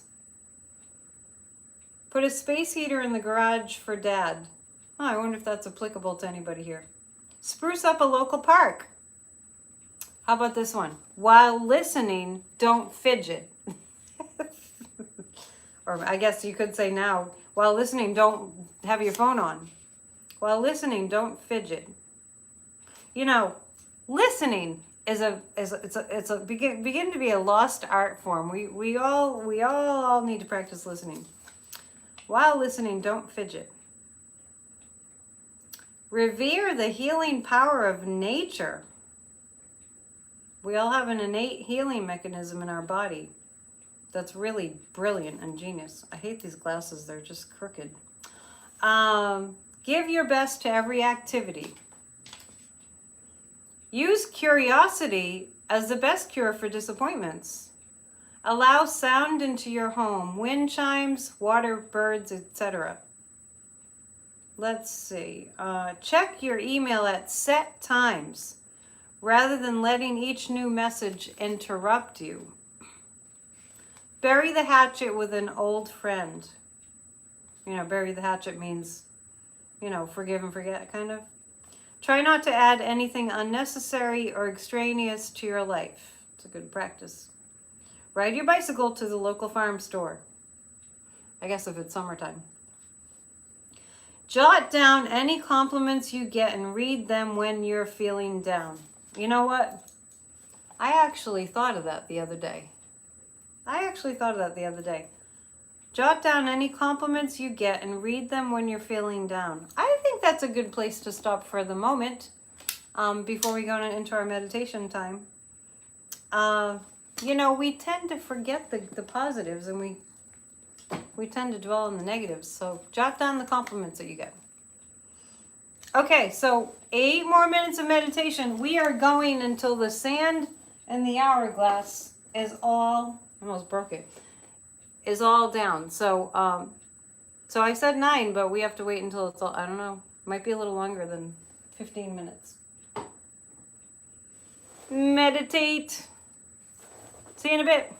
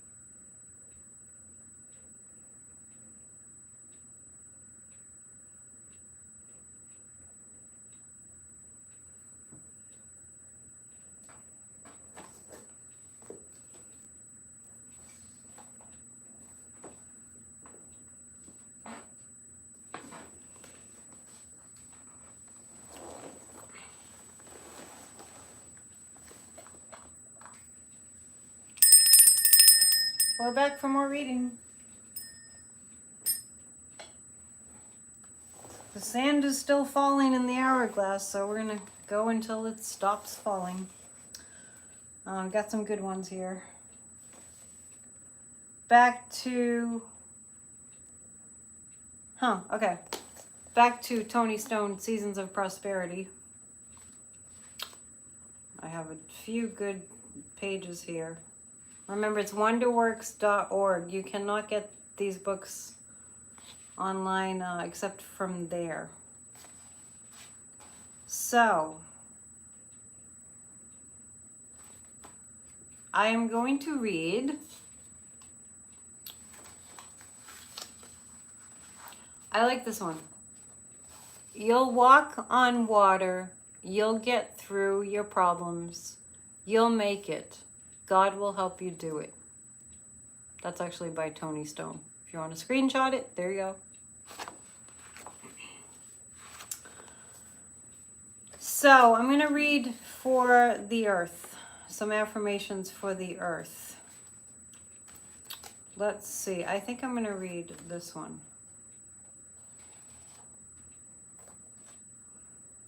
We have a healthy, peopled, peaceful world. I'll read a few of those. Let's see. Every day, people extend hospitality to each other everywhere. Politicians and individuals realize a healthy, peopled, peaceful world is what's required. Conflict is resolved easily everywhere today. I did read some of those earlier. And I'm going to read now Communities Rebuilding. I have in my mind the communities that are really suffering from the ravages of natural disaster. Most recently Colorado, very recently the tornadoes in the south and the United States. So this is Communities Rebuilding. Communities are pulling themselves together to heal in these locations at the present time. The south that was ravaged by the tornadoes, and also the wildfires in Colorado and all other natural disasters. Communities are pulling themselves together to heal. The safety net expands. Everyone is helping now. Repair and rebuilding are everywhere present. Tender care for all creation extends to include everyone. All creatures, big and small, enjoy widening care today. Support that leaves no one out circles the neighborhoods. Love demonstrates an ever-widening circle of concern now. People reach out to include and help each other. People are sticking their necks out for each other. All ages of people answer the call of service. The supply of goodwill will never stop. There is a promise of good for all today. Miraculous intervention is at work now. Caring people everywhere continue to make a difference in areas that have suffered natural disasters. Everyone in these areas where disasters have happened acknowledges the divine presence. Vision, courage, and inspiration required are provided. There is a never-ending supply of inspired solutions. Rebuilding takes place in a joyful spirit here. People in places that have been destroyed by environmental calamities are committed to community and conducting business back in the world. Everybody in places that are suffering is now standing on solid ground.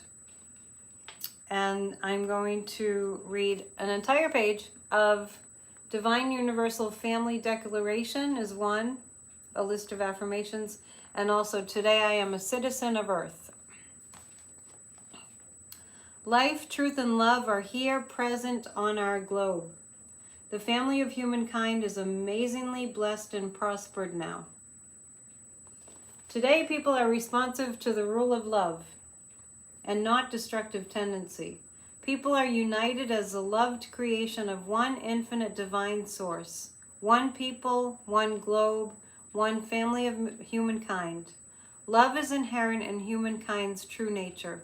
Love is inherent in divine universal family, everywhere present beyond all galaxies seen and presumed. with a shift of thought that is peaceful. Gone are divisions, injustice, and appearances of animosity. The family of humankind and universe are now more clearly in view for world leaders, groups, and individuals. Relationships are no longer defined by race or culture. We all belong to the divine universal family. We see, hear, and feel this now. Throughout the galaxies and beyond what's now seen, we all belong equally to the divine. We all have shared spiritual identity as universal family. And now I'm going to make the declaration. Today I am a citizen of Earth. World evolution is my vision. Today I am a citizen of Earth. The Earth is a living, moving being. Today I am a citizen of Earth. I am a steward of Earth. Today I am a citizen of Earth. I make positive contributions to nature today. Today I am a citizen of Earth. Innovation and interaction are my tools. Today I am a citizen of Earth. Foresight and flexibility are my tools. Today I am a citizen of Earth. We are human beings in nature. Really love that. So Toni Stone lived in Fairfax, Vermont. Her husband and her daughter are still kind of running wonderworks.org. You can find them online. The books are kind of rare, so see if you can get some. Okay, now I'm going to read from Dr. Wayne Dyer.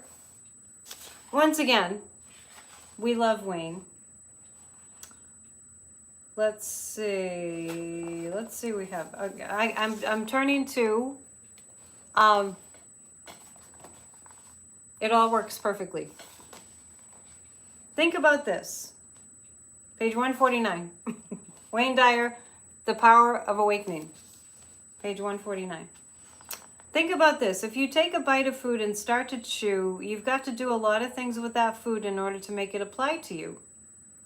Let's say you just had a bite of salad and now you've got lettuce and tomato in your mouth. Well, you've got to get some saliva into your mouth as well to help you with that. You're not trying to salivate. Your body knows exactly what it's supposed to do. When you swallow, you don't have to monitor the reactions in your throat and esophagus to make sure that food goes down instead of up. It never goes up into your nose. Well, maybe once in a while if you're doing something really silly, but you don't eat your food and say, oh, wait a minute, I put it into my nose. It's not supposed to go there. It goes where it's supposed to, and then it breaks down. You don't have tomatoes and a great big piece of lettuce floating around through your body saying, where are we supposed to go? You chew them up and different kinds of enzymes attack the pieces of food. It all goes exactly where it's supposed to, through the digestive system and then to all different parts of your body. Your pancreas needs a little lettuce today, perhaps. Without some component of the tomatoes, maybe your toes are going to fall off. Every place in your body gets the proper nutrients without your having to do anything. You're not going around saying, oh my, I've got to get all this done. I've got so much to do with this digestion.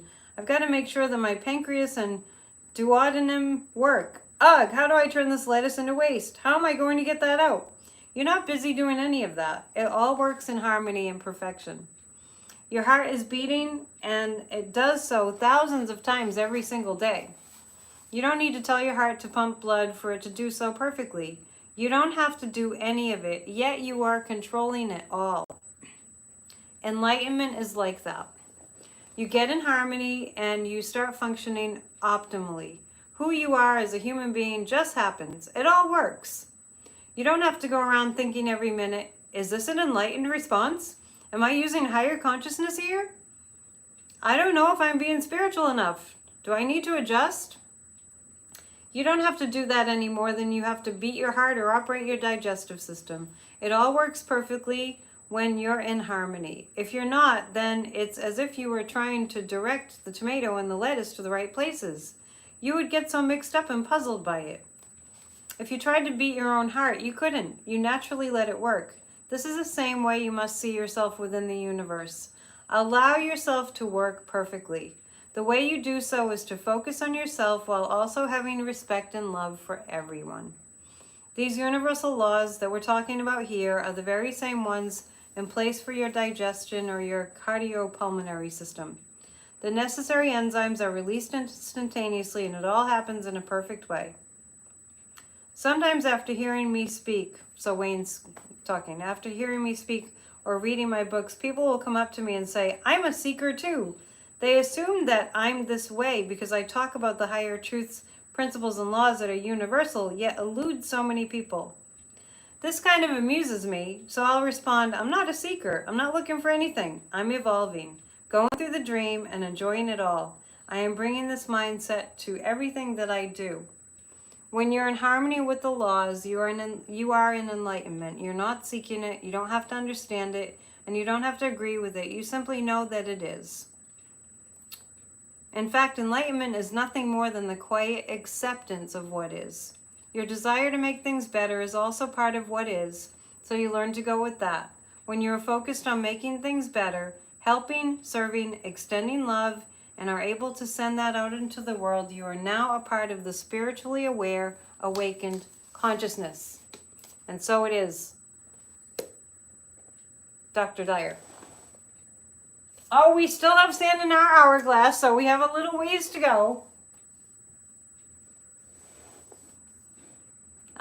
Give that, I'd say like 10 minutes. Gives me enough time to tell you that I do have a Church of Spirituality here on my YouTube channel every Sunday. I might go live with that this coming Sunday, which is in 2 days. I also want to read, I usually pre-record it and put it up in 2 parts, but it's kind of like more of this, but in more structured format. Back to Illusions by Richard Bach. I think I did say when this book was written. 1977. Richard Bach also wrote Jonathan Livingston Seagull.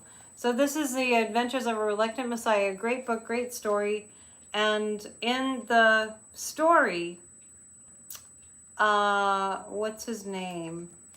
Don Shimoda is the Messiah in the book that Richard Bach, meets in the story. And he's an enlightened master disguised as a pilot who sells flights on a biplane. Anyway, you got to read the book. It's great. So there's a Messiah's Handbook as part of the story, and it's reminders for the advanced soul. So interdispersed in this book are pages from that. And they've got great, great, great, great quotes. Let's see. The bond that links your true family is not one of blood, but of respect and joy in each other's life. We all have family that's not blood family. The bond that links your true family is not one of blood, but of respect and joy in each other's life. Rarely do members of one family grow up under the same roof. Rarely do members of one family grow up under the same roof. We meet people that just feel more like our brothers and sisters, We really do. We meet people that feel more like they're our family, but than our actual family. That happens a lot. One of my favorites, argue for your limitations, and sure enough, they're yours. Argue for your limitations, and sure enough, they're yours. That's a really good one. How about this one? Every person, all the events of your life are there because you have drawn them there. What you choose to do with them is up to you. Brilliant stuff. And how about this one? The truth you speak has no past and no future. It is, and that's all it needs to be. Sometimes we can just hyper-analyze. In order to live free and happily, you must sacrifice boredom. It is not always an easy sacrifice. In order to live freely and happily, you must sacrifice boredom. It's not always an easy sacrifice. I'll read you one more. Don't be dismayed at goodbyes. A farewell is necessary before you can meet again. And meeting again after moments or lifetimes is certain for those who are friends. I'm going to read that one more time. A lot of people have lost people that they love. So don't be dismayed at goodbyes. A farewell is necessary before you can meet again. And meeting again after moments or lifetimes is certain for those who are friends.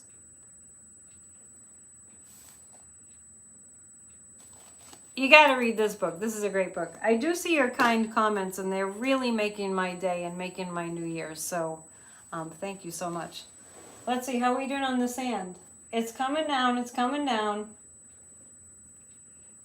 And it's almost there. Let's go to Stuart Wilde. Silent Power.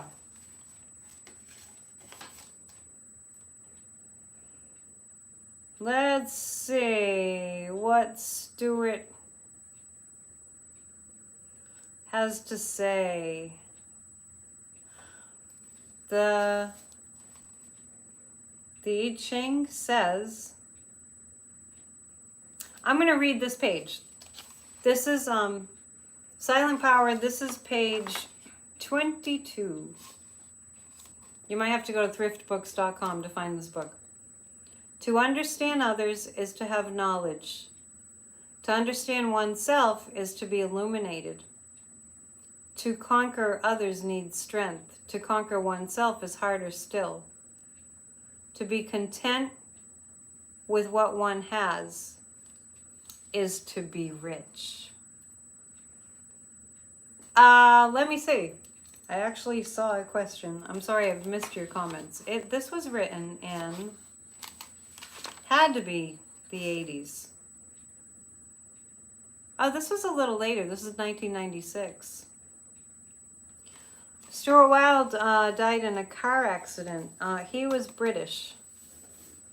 And he was friends with Wayne Dyer, Dr. Wayne Dyer. And Dr. Dyer was friends with Louise Hay. I mean, these people like all knew each other and they all hung out together. So now that they're on the spiritual plane, it's really up to us. It's really up to us.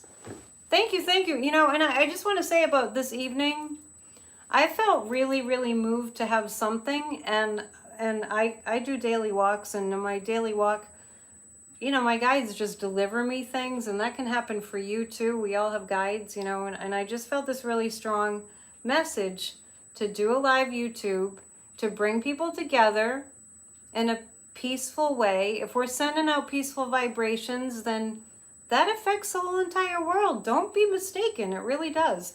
So, and also I was very struck by how many people were just going to be home. It seems like everybody's home tonight. If you're out, you're kind of the minority. So I'm going to end. Oh, it's coming down. It's coming down. I'm going to put this back a little bit because I'm going to end with a familiar tune. Hang on, because no New Year's Eve would be complete without it. Hang on a second. It's hard having your own TV station. All right, I think that'll work. Your guides led. Oh wow, that's very sweet. I feel like, you know, we're all being guided at all times, and it's wonderful when it brings us together. Plus, the other thing is, you know, there's a whole lot of people out there. One thing that I know from my work is there's a whole lot of people out there thinking that they're the only ones by themselves. Oh, by the way, this is Sadhguru. This is a very old book. I met him in 1998. I don't think this book is still available, but some version of it might be. His latest book is called Karma, and it's on the New York Times bestseller list. So that's cool. And I thought I put a page marker in here. Let's see.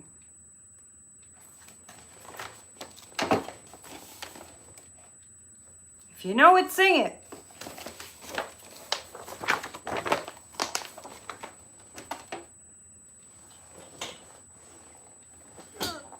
Okay, here we are. I'm set up here.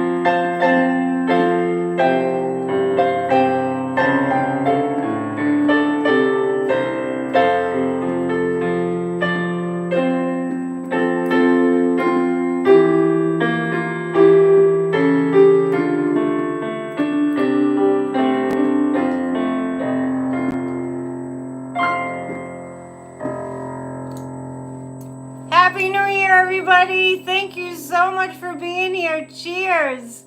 Sending you light and love and healing. Let us heal the planet. Let us be inspired. Let us be motivated. Let us have just love and love and love, and let's overflow with love and spread it to everybody. We can do it. All right. Thank you so, so much for being here. It means a lot. And reach out and hug somebody safely, and know that we all make a huge difference, and you guys are making an amazing difference. Namaste. See you soon. Please tune in on Sunday if you like for Church of Spirituality on my channel here. And see you soon. Good night. Be safe.